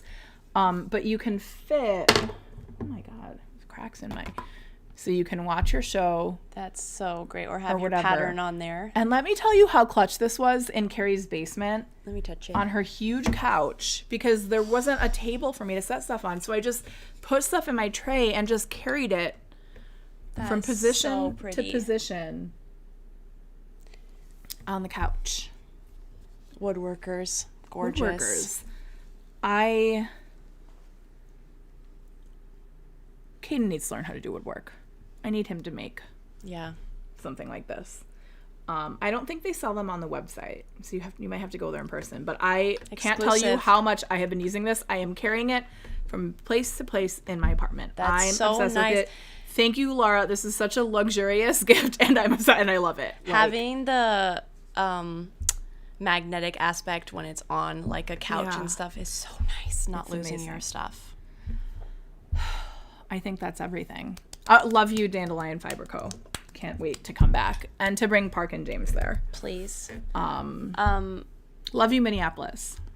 Yeah. We are So sorry also, for yeah, what you're going we are through. thinking It's of you. crazy. And it's Yeah. horrible. Terrible. Okay.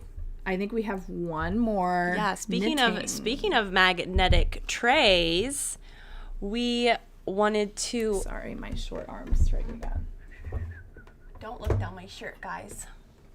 We wanted to show you. This was revealed at Sacred Sheep, and it came out in November. But Cocoknits, We gave one away at Sacred Sheep. That's right. SpawnCon Cocoknits has a new Notions tray. So And a new Notions set. Notions tray. So again, this is magnetic. So here's the stitch markers. So it works with all the Cocoknit stitch markers or any other metal ones. Check it out. The tray, magnetic. This isn't metal, but turn it. So This you is can probably see. really loud for you all, but See how nothing's coming out? Don't do it gingerly. Show them the real thing. well, I wasn't sure what was on there because there was beeswax. Cocoknits. Can you see it? And can then you see a the cup. Cocoknits? A cup too. So you can put the cup here if you wanted, have your snips in there, have your stitch markers on here. This is my beading wax. I've been doing beading and knitting in the same space, as you can tell. It's so cute. It is. Look at that. It fell off. It fell out of the cup, but check it out. Didn't fall out of that because it's magnetic and those are metal. So nice. So nice. So cute in my apartment. Comes in, so Jessie picked each one is a different color, and I picked the one also so cute that is all cream, and I love it. I keep mine on my desk. It's so nice. Okay, I could be just misremembering. They carried Cocoknits at Dandelion, And I feel like I saw different colors. Really? I might be lying. But for some reason, I saw one of these, like maybe the tray or something, and I'm like, I might be lying. I thought I saw like a think different I've only combo. seen It was this. the same colors, but I feel Oh, like like maybe it the tray was the tray pink. was pink, or like this was pink and this was blue, or I might be making that up. We'll look But on the how website. cute, how pretty are these colors? It is a joy to look at. It's the same like plastic feeling that Cocoknits uses, so it's like similar to the tape measure that they have in the other objects. Yeah, it's it's really nice. sustainable, recycled material. I forget what it's called. Gorgeous. Look at all my flower things together, including the stitch markers. Isn't that cool? Yeah, frilly girl, flower girl. Thank you, Love that. Cocoknits. Love it. Parks is cream. And with that, we close out the knit nap portion. It only took us an hour and a half. We had a lot. Oh to my talk about. gosh. Are you guys all alive? Are we? That was fun, actually. And I know it was a lot. It was rapid fire fun. It was rapid fire fun. And I can't wait to use all my stuff now that I get to actually unpack it in my house. Yeah. So, chit chat, chit chat, chit We are chat. here to chit chat. Sorry, I'm tapping. I was noticing, isn't that pretty? It has like a little illustration etched into the branding. Has anybody else used these Bisou balms? Can you see the little etching? Kind of. It's like a face or something. It's very like whimsical and beautiful. Well, first of all, exaltations. Oh, we need to do some exalting. We need to do some major exalting. The first exaltation is that the Portland food scene was incredible. Every single thing we ate was so Not a good. bad bite. Not a bad bite. We had a little bit of like a local guide because Lindy has spent a lot of time there and one of her partners lived there for a very long time. But every bite, not only was every bite good, the vibe of every place was great. There was never a line to get in to like any restaurant. Well, it's funny going Always from a table. Chicago because it's like Portland to me.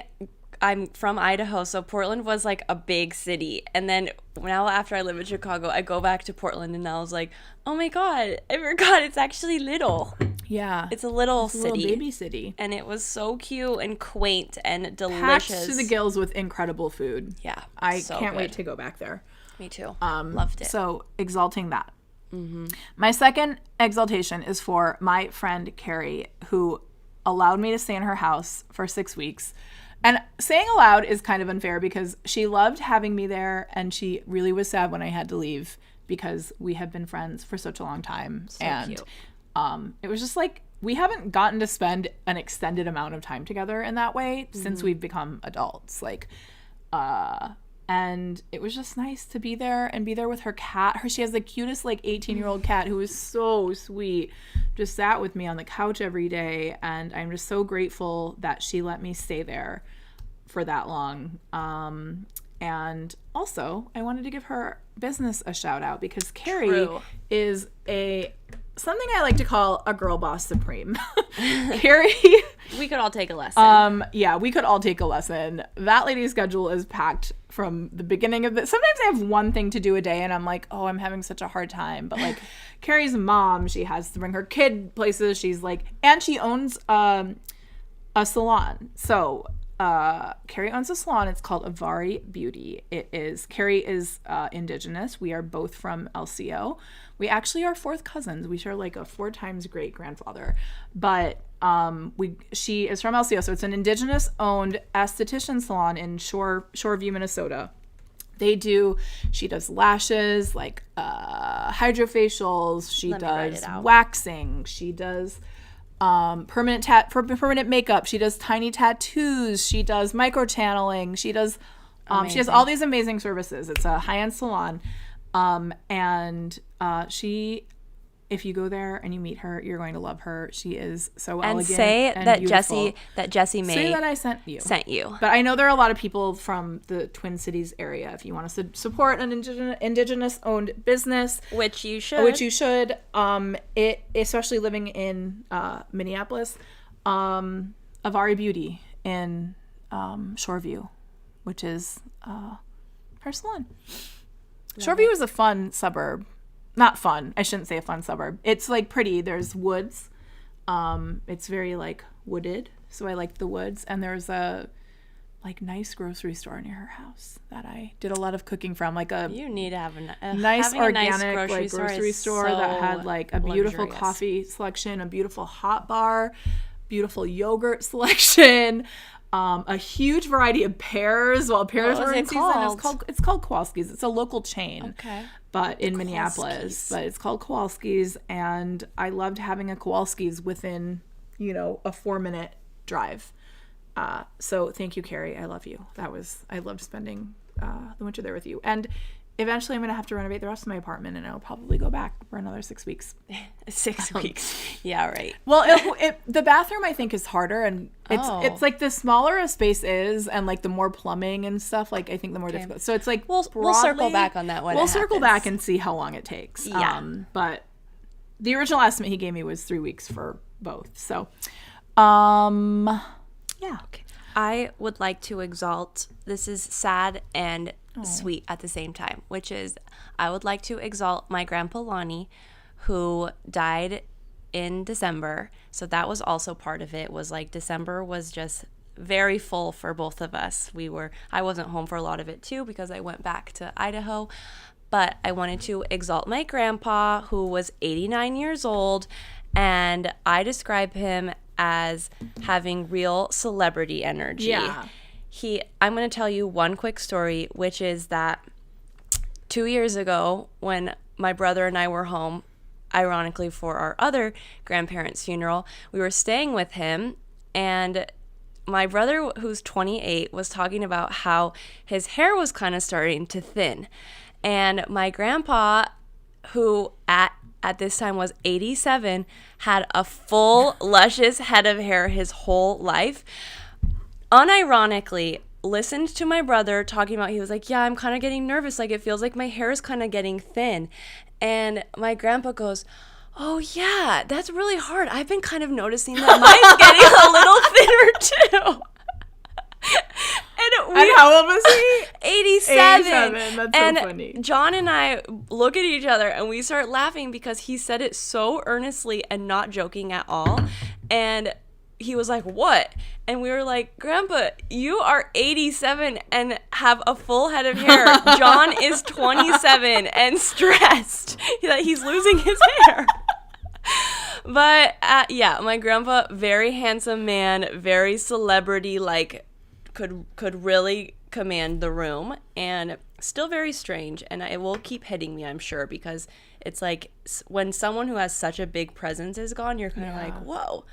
But I also wanted to, with that, exalt my grandma, who I already talked about because she just had a birthday, Grandma Knat, because she put on such a beautiful service. And I can't imagine doing that, because here you just lost your partner of your whole life, and then you have to do so many things. Like, you have to give death certificates to like so many different things. The things that she was telling me she was having to do, I was like, this is like inhumane. This is like not how we should be grieving. We should have people anyway.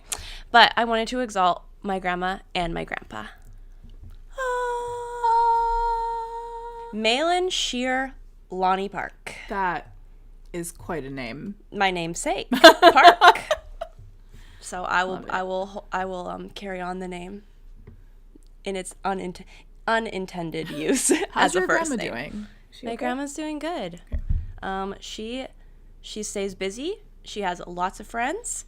I was talking to her on her birthday, and she was saying that it feels nice to like really go through the house and like get it all fresh, which I'm sure that would feel like really wild, because you're kind of going through all your life stuff, but you also get to kind of have a like refresh. A little bit of a new start. Well, didn't you tell another story about your grandpa that was There are like so many No, there stories was a about story him. about how he just like did not like to stick around. Oh, yeah. When he first That is perfect. passed, you had said something that was really funny. Yeah, so he died very quickly. Like, he had been sick for a little bit, but it was like the actual death process with my other grandparents, it was very slow. Like the body takes a long time to actually die and to shut down. But for his, it was really quick. It was like, oh, it's not looking good. He found out he had like a lot more cancer than he thought and in a lot other parts of his body. But then it was like on a dime, he like took a turn for the worse. And it was like, whoa, okay, this is going really fast. Yeah. And then it was like so fast that their Episcopalian and the priest came and read his like last rites. And then I think it was that night or the next night that he died, which was so my grandpa. And Kaden appropriately like described it because like the minute the presents were unwrapped on Christmas, he was up saying, well, it was a beautiful Christmas. Let's go, Annette. Like, it's time to go. And one of my favorite stories of him, so he loved a quick goodbye. Like, he was like, and we're moving on. And one of my favorites is we were at a dinner. Well, it was at their house. A dinner, I think it was probably Thanksgiving or something. And so everybody's at the table and we're all talking and dinner's over. And my grandpa just goes, well, I'm going to excuse myself before this conversation devolves any further. That's very James and Watts energy. Yes, I love that line because I don't remember what we were talking about. We might have been talking about like Mormonism or something where he goes, I'm not sure I like where this is headed. I'm out of here.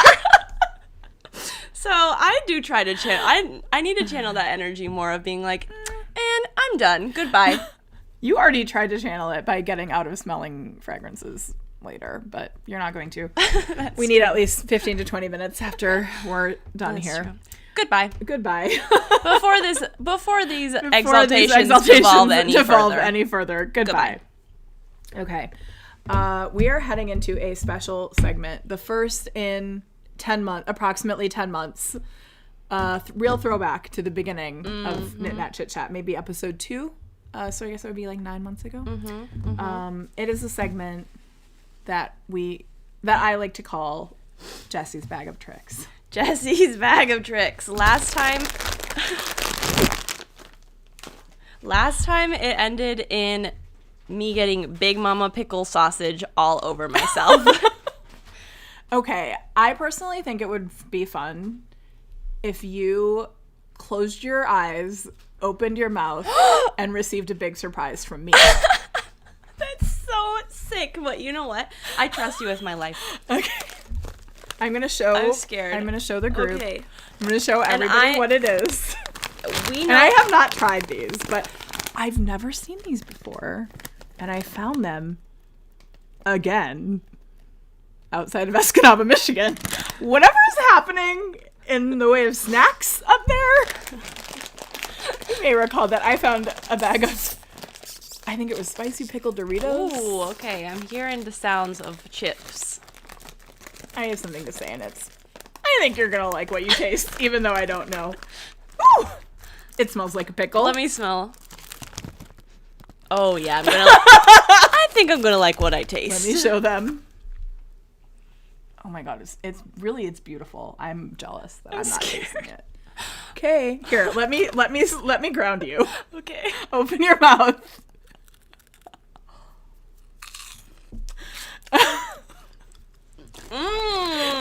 Oh, can I open my eyes now? Have you had these? No.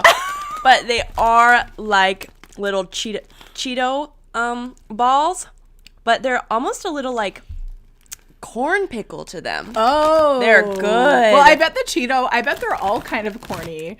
And I bet the Cheeto I bet the Cheeto covers up that corn flavor.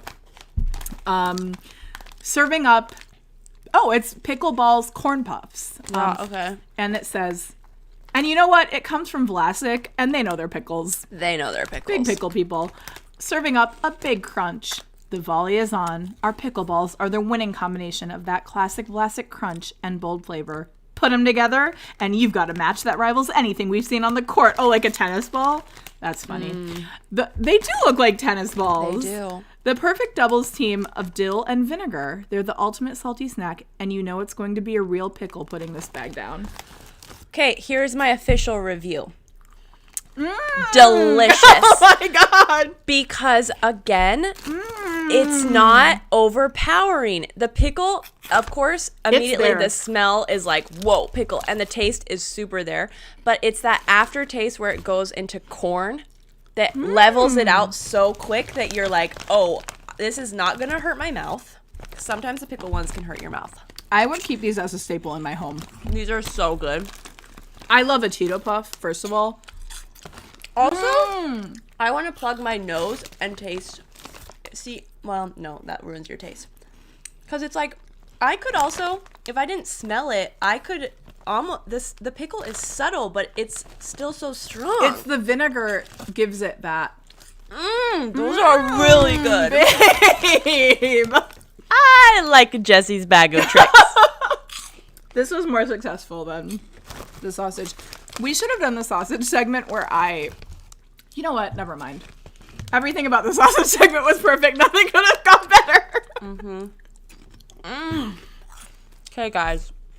This Now, where are we going to find them? Vlasic pickleballs is park approved. I love that segment. I'm constantly finding a pickle snack and bringing it home to park. Everybody is finding me pickle snacks. Let me tell you a little life hack. If you love something, tell people that you love something. So then they associate that thing that you love with you. Tell them what And Sam then- and Kirsten did for you. They give you a lot of this.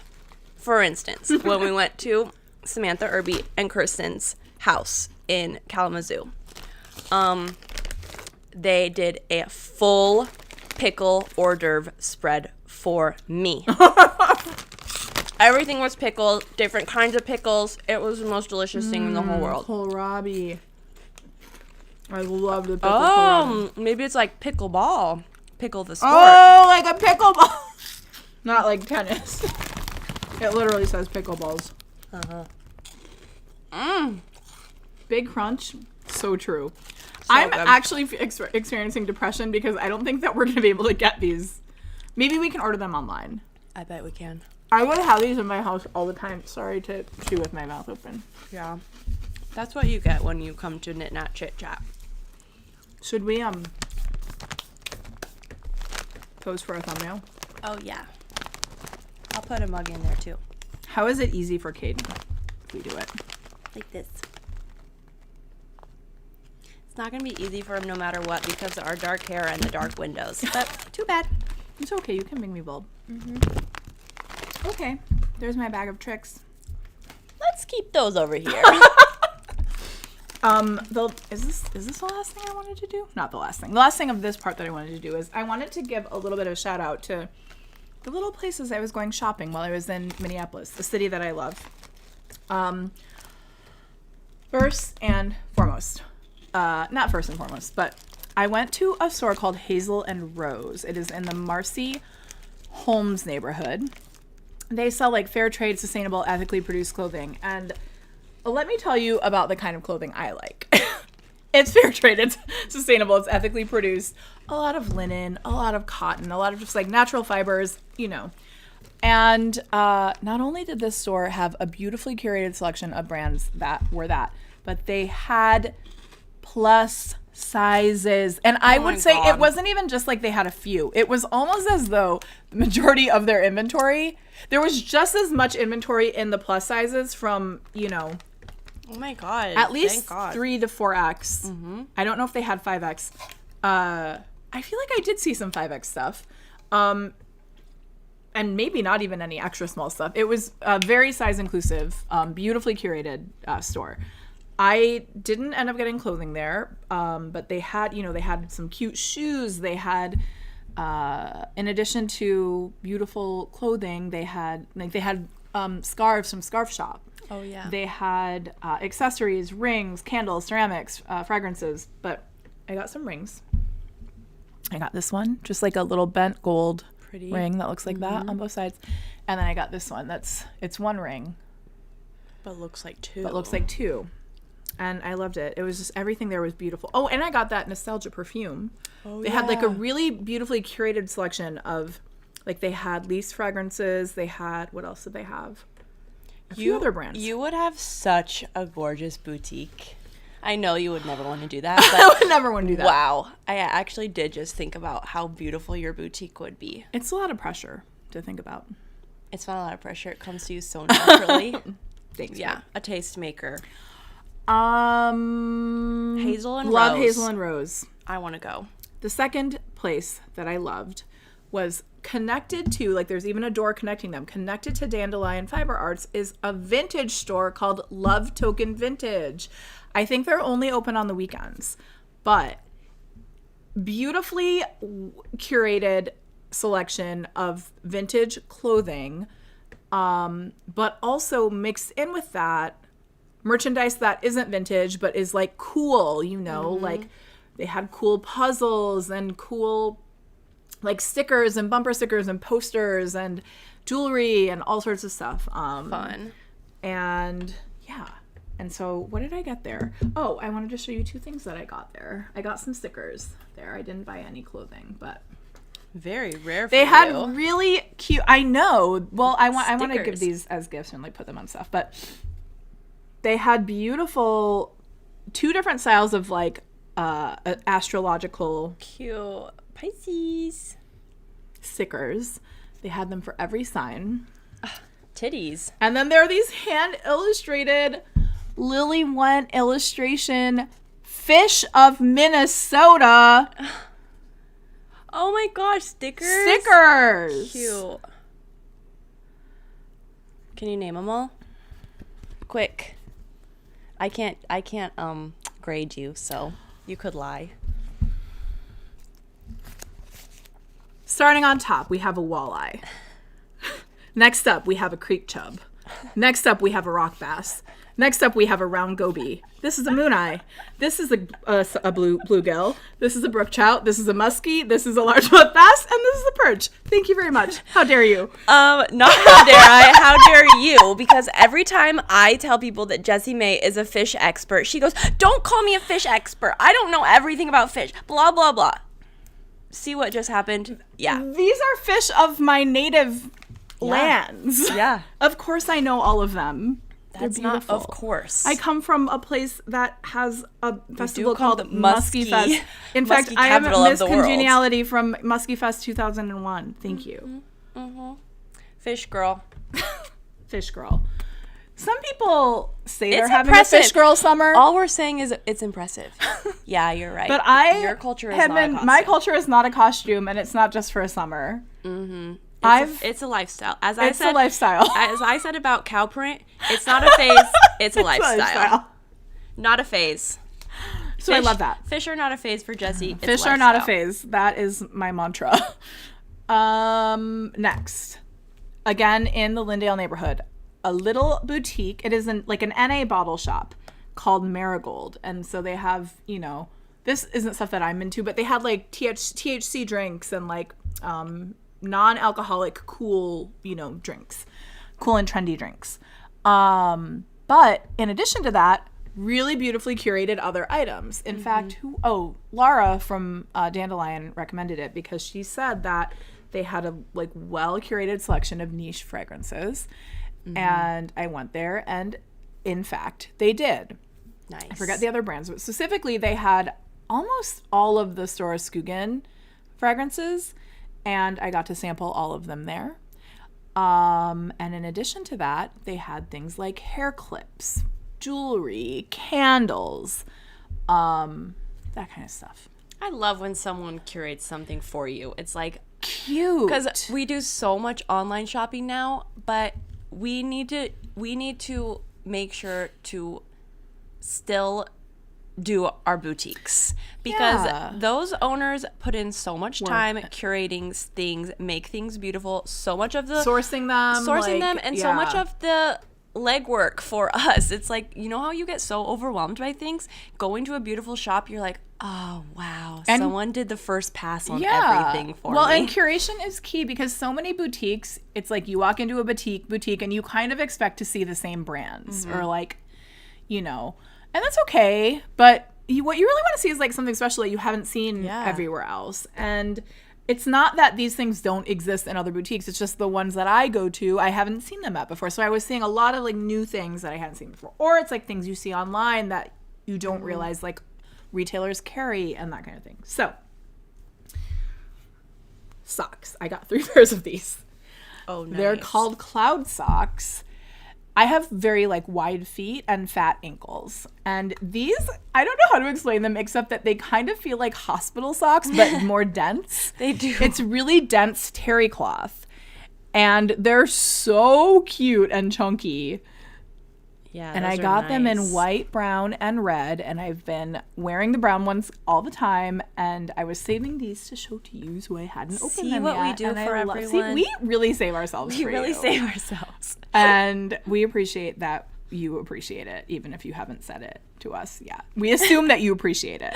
Yes. Maybe you don't care. Maybe you want to see my dirty socks that I've worn 50 times. If that's your thing, I admire the freak in you. The freak in me sees the freak in you. But, so I got these. And then they carried this candle company called Sonder Goods. Hither Hills, made in the USA. I don't know where. But the glass you can reuse. It's beautiful, like amber glass. And all of the scents were so good. I actually got 2 of the candles, but the other one is like in my closet. This one is, well, let's see if you can pick out what it is. Well, right now I have a big pickle in my mouth. Just how I like her. I'm not going to be able to pick it out, but Okay, so don't say smells anything beautiful. yet. Okay, now everybody smell. Everybody give it a sniff. Everybody give it a sniff. And then tell me what you smell. Maybe you in the wanna chat. sniff up here. Yeah, maybe you want to sniff up there. What do you smell? Why was I putting it up to the microphone? There's a sensory. Tell us what you smell. Ooh, I just got grass. No?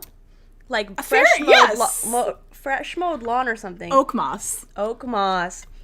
Good nose, babe. Thank you. Someone is getting Cedar. cedar. No, but a beautiful smell to be smelling. Yeah. I envy you. Don't worry to the person who said they're late. You can rewatch this at any moment. Honeysuckle. Oh my God. I love the scent of honeysuckle. But no, it does not have honeysuckle. Eucalyptus. No. Nope. Okay. The Let's let 'em know. other most obvious note is rose. Mmm. The other one is sea salt. It's kind of like mineralic and salty smell. Yeah. So It smells it so smells a little good. bit like a freshly mowed lawn to me in a fresh interesting. way. The sea salt I'm getting too, and I do get a little bit of the rose. To me, I'm like, It's really yummy. I'm walking in Croatia and the sea is next to me Oh. and there's rose bushes. Nice. It smells so good. Really good. The other one I got was like rosemary, maybe eucalyptus. But Beautiful. no, but I love all these notes. Somebody guessed eucalyptus and somebody guessed bergamot. I just got a perfume. Diptyque Len, the person who said honeysuckle. If you haven't smelled it, it is like jasmine, like an indolic jasmine honeysuckle perfume. The nostalgia and I love perfume it. you gave me is very Has honey. honeysuckle? I don't know if it's honeysuckle, but it's very honey. Oh, that's Those are different, different. from honeysuckle. I guess you're right. As soon as I said it, I went, wait, honeysuckle is a flower. Sometimes sometimes I get when I smell lychee, it gives me honeysuckle too. But I love to do a sniff in. Yeah. And so those are all my things. That's all I got for things. And now we're on to the education part. Now we're on to being lifelong learners and bookworms. Oh, yeah, there's a word for that. Bookworm. You are a bookworm. I am a bookworm. She has the body for In it. fact, I had She could fit inside of a book. One of my first emails was something bookworm, like bookworm. Okay, Was it bookworm M? it was M the bookworm with just the letter M. That's cute. Very good. Okay, I'm gonna rapid fire because again, I'm a bookworm. Just kidding. I didn't read that many, but still. The first one I see about 6 on this list right here. That's true. The first one, you guys, I don't like to talk about things that I don't like, but I have to say it sometimes. Because It sometimes. better not be this. Yeah, right. Okay. Sometimes I read Don't- books and I don't like them. Okay. You're right. This has That- nothing to do with thank this you. pile. So I think I talked about it back in our October show. So Maya and I do like a a Halloween, like we call it Manny season, where we read scary books. Why is it called Manny season? Because I told them already. Oh, okay. Her skeleton is named Manny. Yeah. So we started with The Eyes Are the Best Part by Monica Kim, and I really had high hopes for the book, and Maya had been recommended it, and both of us, I don't even think that Maya finished it.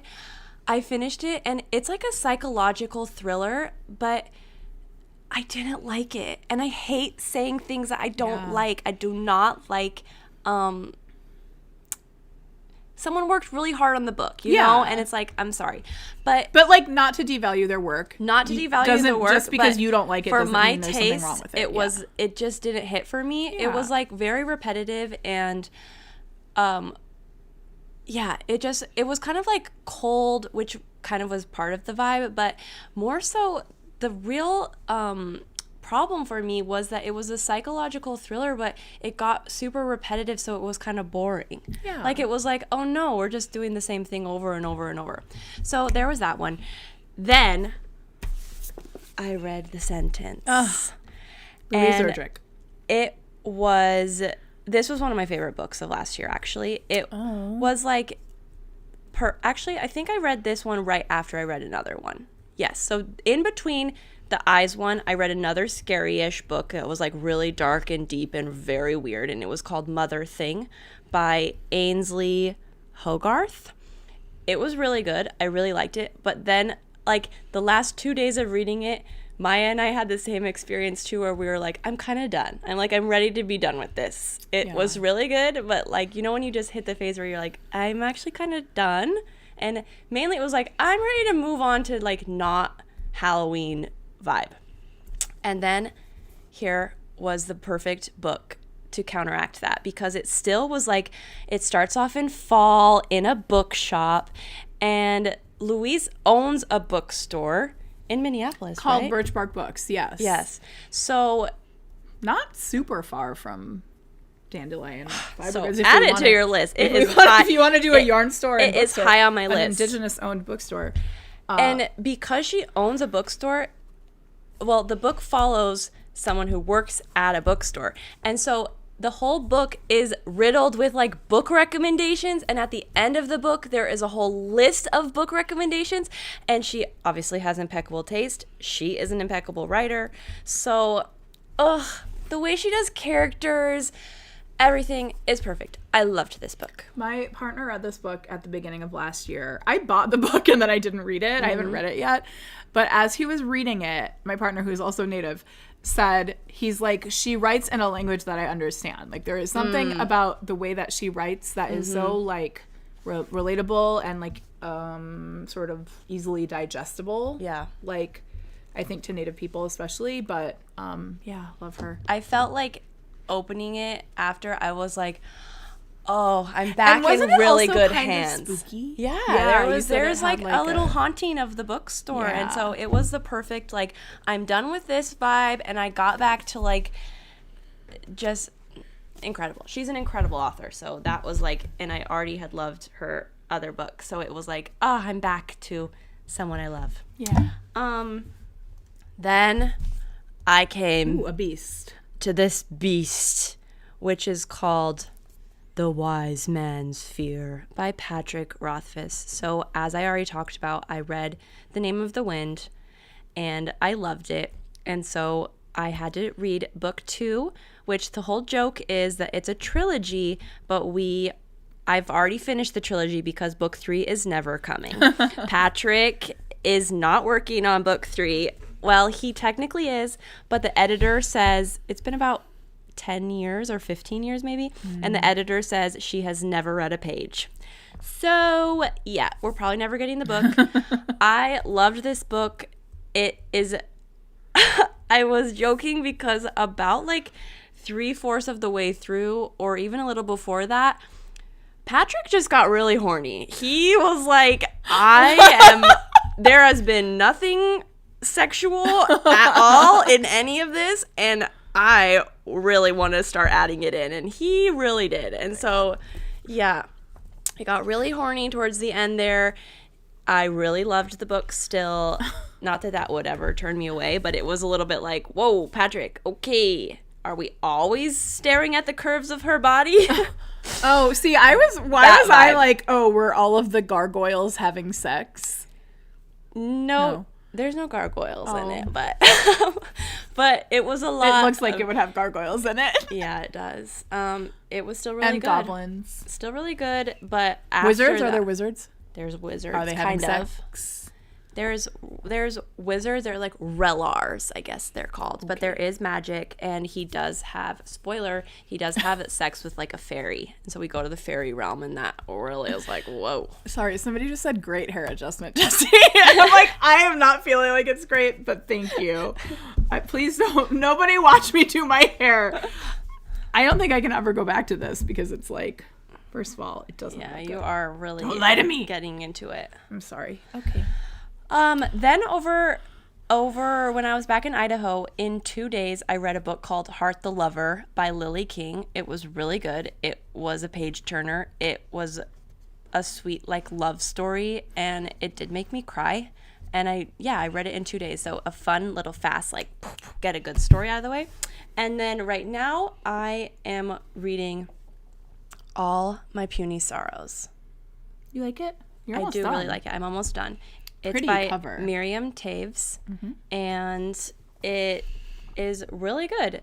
This was one of Maya's favorite books from last year, I think.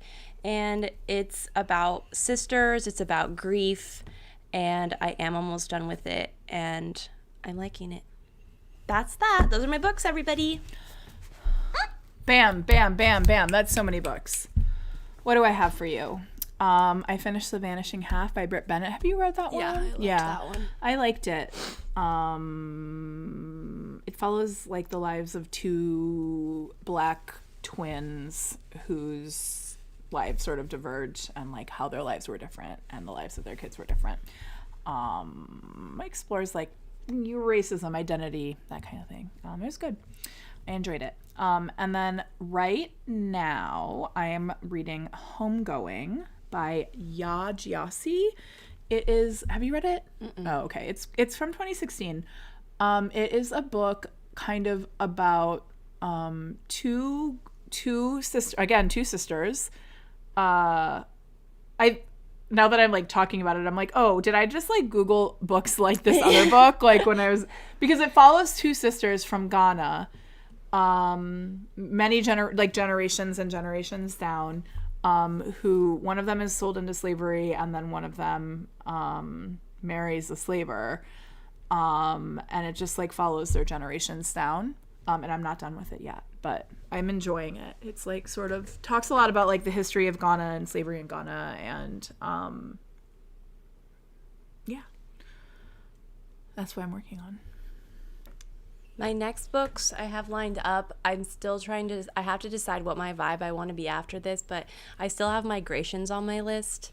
And, I need to finish that too. And I have one more. I brought it to Carrie's because I was like, this would be the perfect. It snowed so much, and oh my know. god, it was so nice to be in a place where it snows. Oh, I also have the last one of my other winter one, but I'm a little bit worried that I'm going to be kind of over the winter phase after this. But it's winter now. It's cozy to read super winter and winter. winter. I don't Yeah. like to read winter and summer. So I wanted to read Migrations in Minneapolis, and then I didn't. But I do probably will do really want to Migrations. read that one. I think I'll do Migrations because my other one is the third one of The Bear and the Nightingale, which is the Russian folklore one, also wintry. But it's probably a little bit too fantasy folklore after I still am recovering from Patrick Rothfuss. Did you ever while you were reading the Patrick Rothfuss book have the feeling of, I'm a little bit done? No. His writing is really good and it really draws me in and it's enjoyable the whole time. But yes, there were moments where I was like, we are truly going on this whole other tangent, side story, side quest when we need to focus. And also it makes me really nervous for him because, as my brother pointed out, this is supposed to be a trilogy and it's called the King Killer Trilogy. We haven't even met a king. Like, there is so much he needs to wrap up in the last book. No wonder he's not writing it. Yeah. But Patrick, if you need What someone on TikTok said, if you need an accountability study buddy that will sit next to you while I write my paper and you write this third book, everyone would appreciate it. That's funny. And George R.R. Martin can get in on that While too. we're at it. It's so funny to like create these like works of art that so many people respond to and like have like huge impacts culturally on people's lives, and all people can say is like, where's our next book? It's like, can't we just be grateful it happened? And that was the thing, is like, people were like, well, be careful, you're never going to get the third book. And I was like, oh, I'm totally fine. Yeah. Like, if the third book never shows up, I still super enjoyed my time reading those 2 books. Yeah. Yeah. Close the book on Closing that. the book. Closing the book. We've moved into games and sports. I'm feeling a little bit like I'm losing steam. Yeah. Just so you know. Yeah. So we might like kind of breeze through this, but I don't think that any of this needs a lot of explanation. The games that I have been playing, I had a lot of time to play video games, specifically on Switch, while I was at Carrie's house.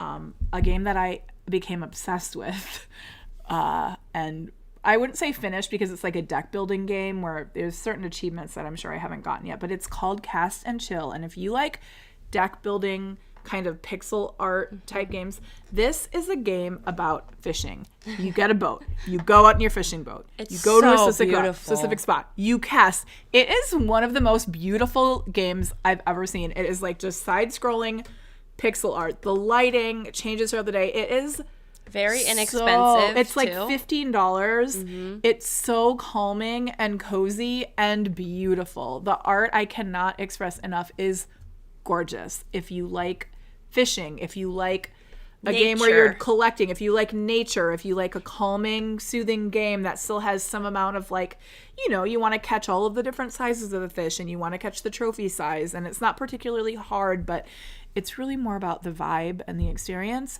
Play, Cast, and Chill. I loved it. At James's urging, I got back into Mario Odyssey because I had initially played it and just been like whatever about it. But I think it was more that I was distracted by other games than that I like didn't love the game. But my honest review of Mario Odyssey, safe space, is that I still feel the same way about it. It's like when I start something. And for solidarity purposes, I too will admit that I only found it okay. Sorry. I found it only okay, and it is only by virtue of my own neuroses that I continued to play it, because once I start doing something, I feel like I have to finish it, especially in a game. So it's like I'm a little bit of a completionist, so I'm like, I have to get all the moons. I have to do all this. But it never really got like hot and heavy for me with this game. I was just like, it's cute. I like what they tried to do. Sorry, James loves it. James loves it, and that's okay. It's not like he doesn't love it in like an identity. Some people really love a game, and it's like if somebody told me they didn't like Stardew, I would be like, we can't talk. Sorry. But Mario Odyssey was just okay for me. It's cute. I liked collecting the moons, but it was just kind of like whatever. Well, then what? Yeah. That's how I felt. Yeah. I got very back into playing Mario Kart because I had Carrie to play with, and I was calling James every night being like, get on. We were Mario Karting. My skills had totally atrophied, so I had to retrain myself how to drive. At my advanced age, the dementia sets in very quickly. I did get back to it. Good. I feel comfortable getting first place with hard competition. There's James saying, taste issue. A taste issue can go both ways. I'll say that much. Mario Odyssey, taste issue. And I've been having fun with Mario Kart again.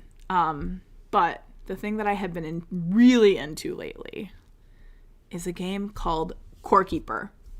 James, I hadn't even heard of it. Me neither. It isn't really in a genre of games that I know that I like. It's like it's a sandbox, open world, base building, resource gathering, kind of a farming game, but also there's like a lot of mining, a lot of like exploration.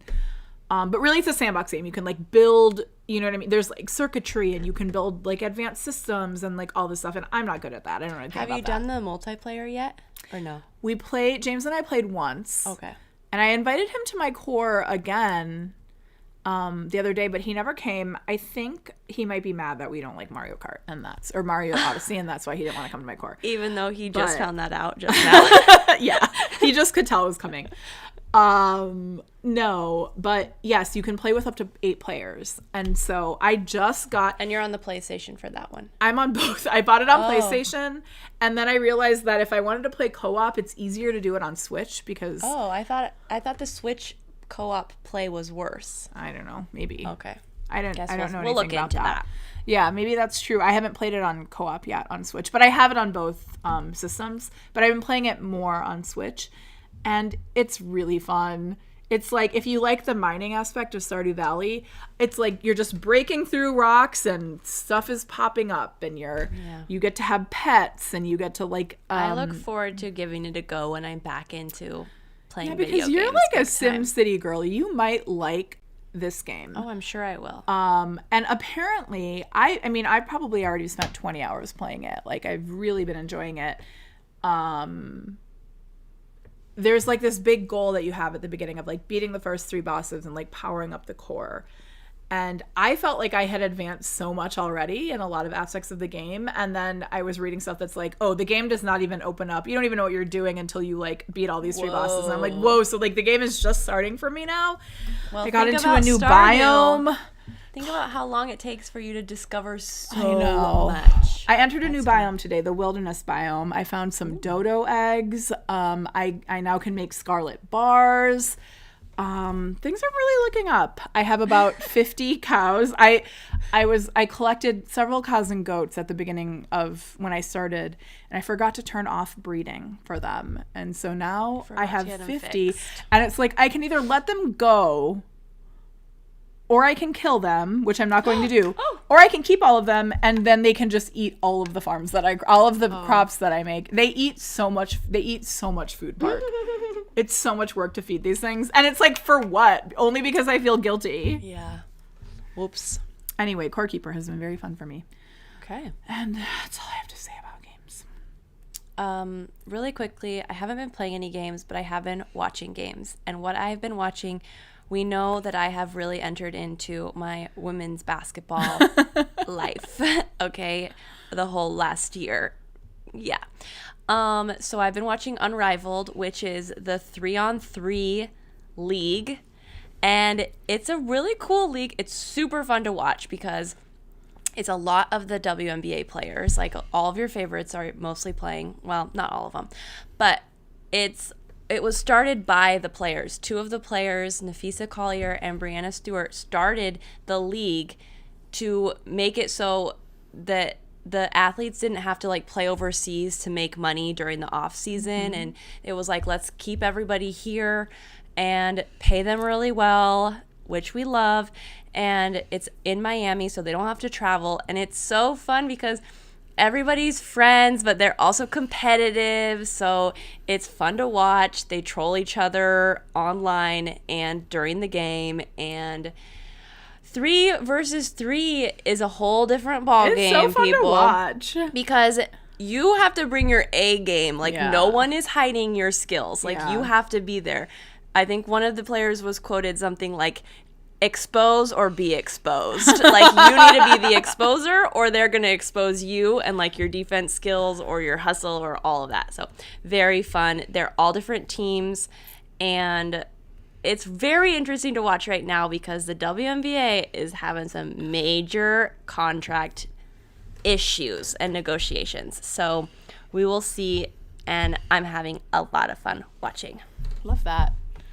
Speaking of sports, as we know, one of the weird and specific niche interests that I have that nobody else in the world has is I really closely follow figure skating, which nobody does anymore. Midwest and I say of you. Nobody North does. Midwest That is not true. People in Wisconsin aren't watching figure skating. It's like figure skating. There people is who just watch figure ice skating, culture. There is ice Hockey culture and figure skating, but it's not really like that. I guarantee you, nobody in Hayward, Wisconsin, is watching figure skating like me. But it's more like people who used to skate, or specifically people who used to skate who really followed figure skating like growing up. and still are kind of into watching sports, right? There is so little interest in it that you can't watch it on anything anymore. Yeah. There are no sponsors. There's like no money in it. You know what I mean? It's just like nobody's interested in it. Until the Olympics come, and the Olympics are this year. Yeah. So I've been watching a lot of figure skating, and I don't need to like say anything about it, except that like the Olympics are horrible and they're problematic and terrible, and they like destroy the cities that they're in. Unfortunately, I like watching them, and that's just my truth. Yeah, they are I can say that fun. this is terrible, but I still like watching the Olympics. It's not the Olympics. It's that it's like, as a non-athlete, first of all, I like emotion. I like seeing people having like unbridled joy and like, I don't know, I like watching extreme people experience like an extreme like emotion, especially after working really hard for something I can't relate to athletically. At least I'm not athletic and I don't understand and I can't imagine what it's like. But I've been watching a lot of figure skating and I'm very excited to watch more. Yeah. This is a really good segue into our last little thing, which is we wanted to just talk about heated rivalry. Speaking of figure skating, speaking of skates on the ice, heated rivalry. Did all of you guys watch it? Probably. If not, you better get on it because it is a cultural phenomenon. I had a very interesting time watching heated rivalry, which is that the first 2 episodes, it was so clear to me, like, I had to like look it up, and as soon as I saw the book cover of what the book was based on, I was like, okay, this is where we are. Like, this is the book cover, if you haven't seen it, it's, sorry to say, very cheesy rom-com type cover. And I was like, okay. I was like, this is kind of taking me out because we're like going so many different places. The dialogue was making me feel like, oh no. And it was low budget because they had to be, and I'm so happy that it was based on where it ended up. But it was like clear that I was like, oh no, the actor, not the guys, I loved the guys, but the other actors in and around it, I was just like very much like, okay, this is hard. And then I said, let go of that and let yourself be taken on a journey. And then I cried. Go for a ride. I went a literal ride, okay? And then it made me cry. It was so beautiful. The slow burn of romance. I know. My experience with heated rivalry was this. I was a little bit of an early adopter in that I had a lot of time at the beginning of December to be watching TV. And it was one of the first, actually, a skating podcast I listened to was like talking about it. And I was like, there's like a gay guy like on it, and they were like, it was fine, but then you get to episode 5 and it's no matter what happens before that, it's worth it just for what happens in episode 5. And I was like, oh, I like that. I wish that I had that little caveat at the beginning, because I just saw everyone freaking out about the show. Yeah. And not having like a little bit of like, hey guys, just be in it for the long haul because it's worth it. I still then eventually got there and people were like, no, stick with it. And I was like, okay, yeah. I started to watch it, the first 3 episodes specifically, or the first 2, and I was like, this is smut. Yeah. This is smut for like, sure. This is just smut. Like, it's just like trashy, like easy watching, like whatever TV.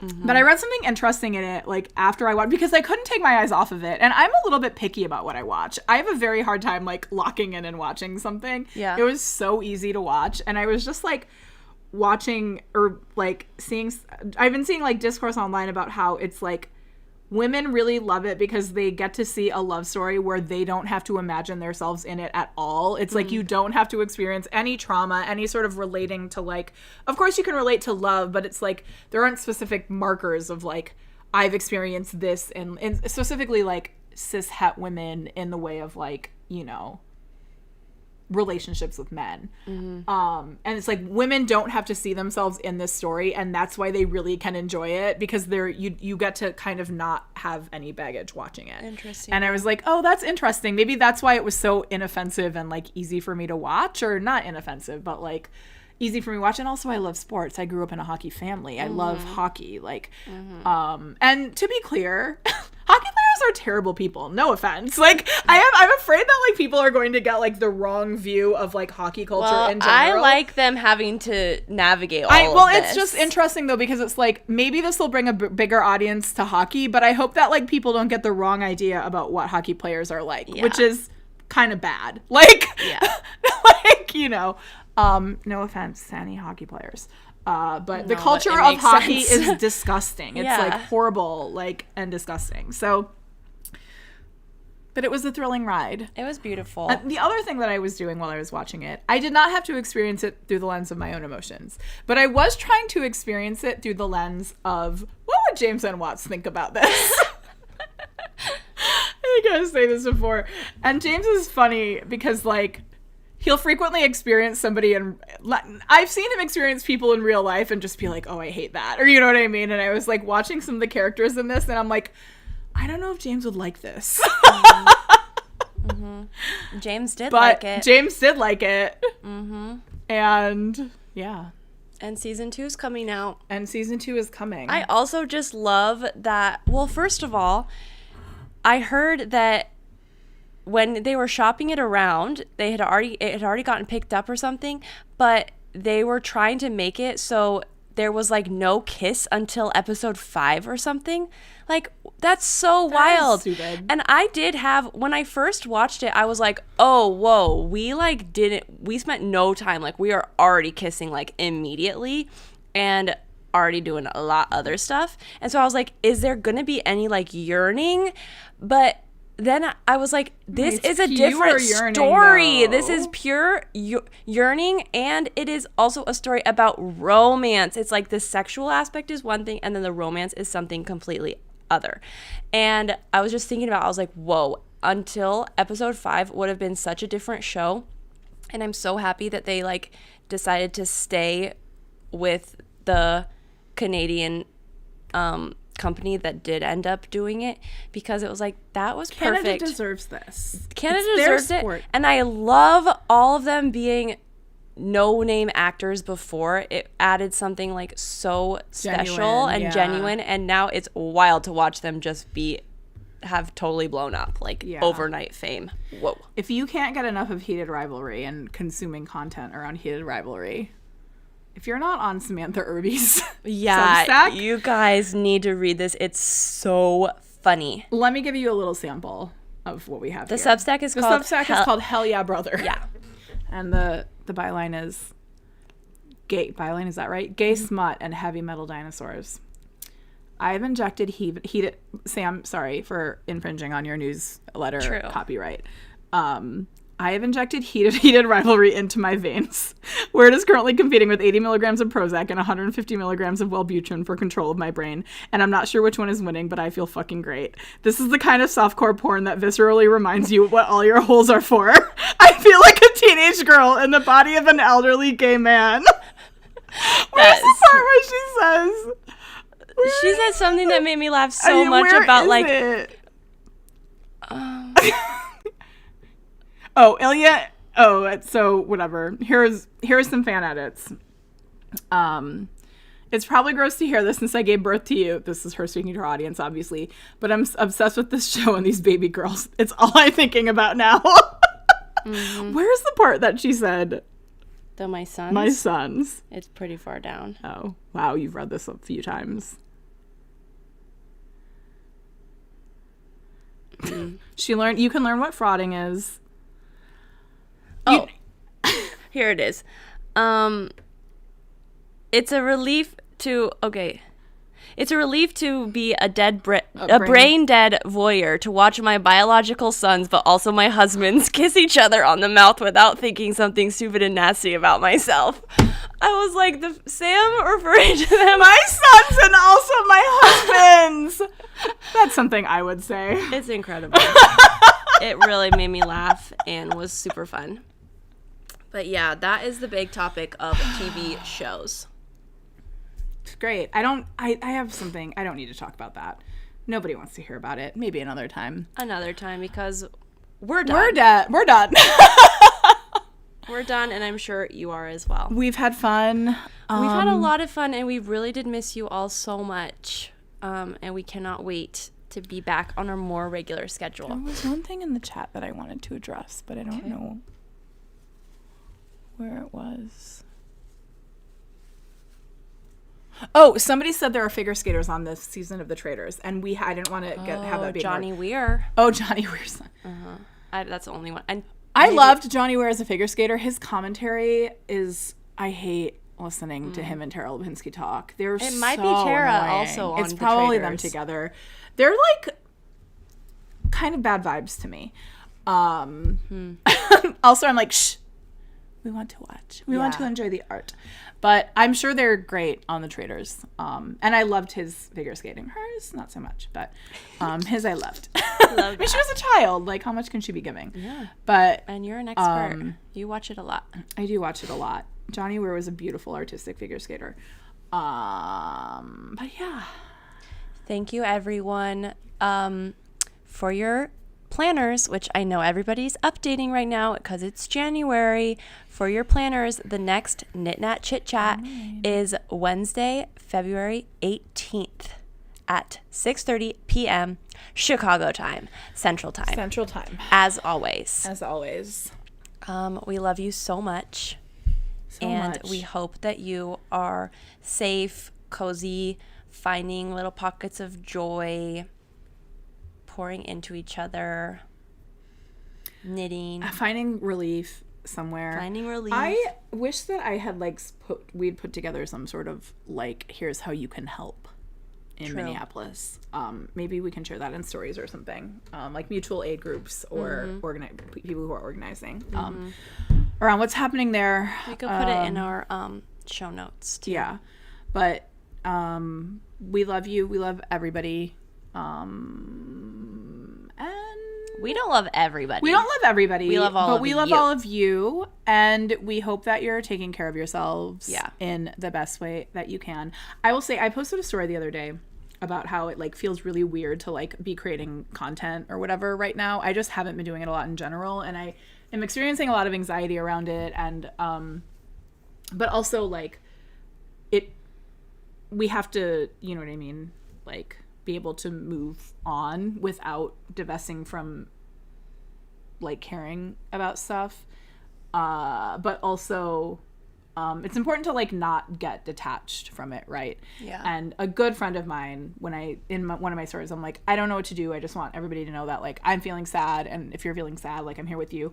And she wrote and she said, I know what people can do. They can do something. Like do something. Like make a donation, or you know, call your senator, or like do something, and it will make you feel better. Like take like whatever action you can. Support people who are supporting you, who are, you know what I mean, who are going out and doing stuff, like if you can't, and that will make you feel better. So thank you for that, Robin. And Chicago, if you are from Chicago here, I took a really good, this was a few weeks ago, but through ICIRR, they had, I don't know if they're still doing it. I'm sure that they still are. If not, their website is full of resources. But on, I think it was a Wednesday, which is very fitting, they had Zoom calls where you go on and they are giving out free like lectures on this is what you can do. And really specific, like here's the phone call. This is the phone number to give people if they need any help. This is what you need to do if you see this. And it was very helpful, and it just makes you feel better because you're like, just intaking so much, and you're like, no, I need to get into like what actually do I have to do? Yeah, what can I do? Like Yeah. what step can I take? What can I do to like and yeah. So we love you. We love you. are holding all of you close in our hearts during these horrible times. Yeah. Yeah. Like we do. Protection spell. Protection spell.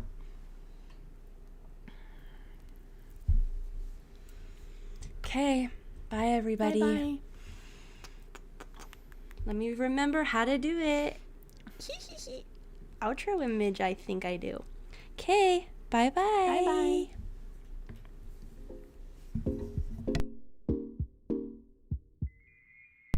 This episode was made possible by the support of viewers like you.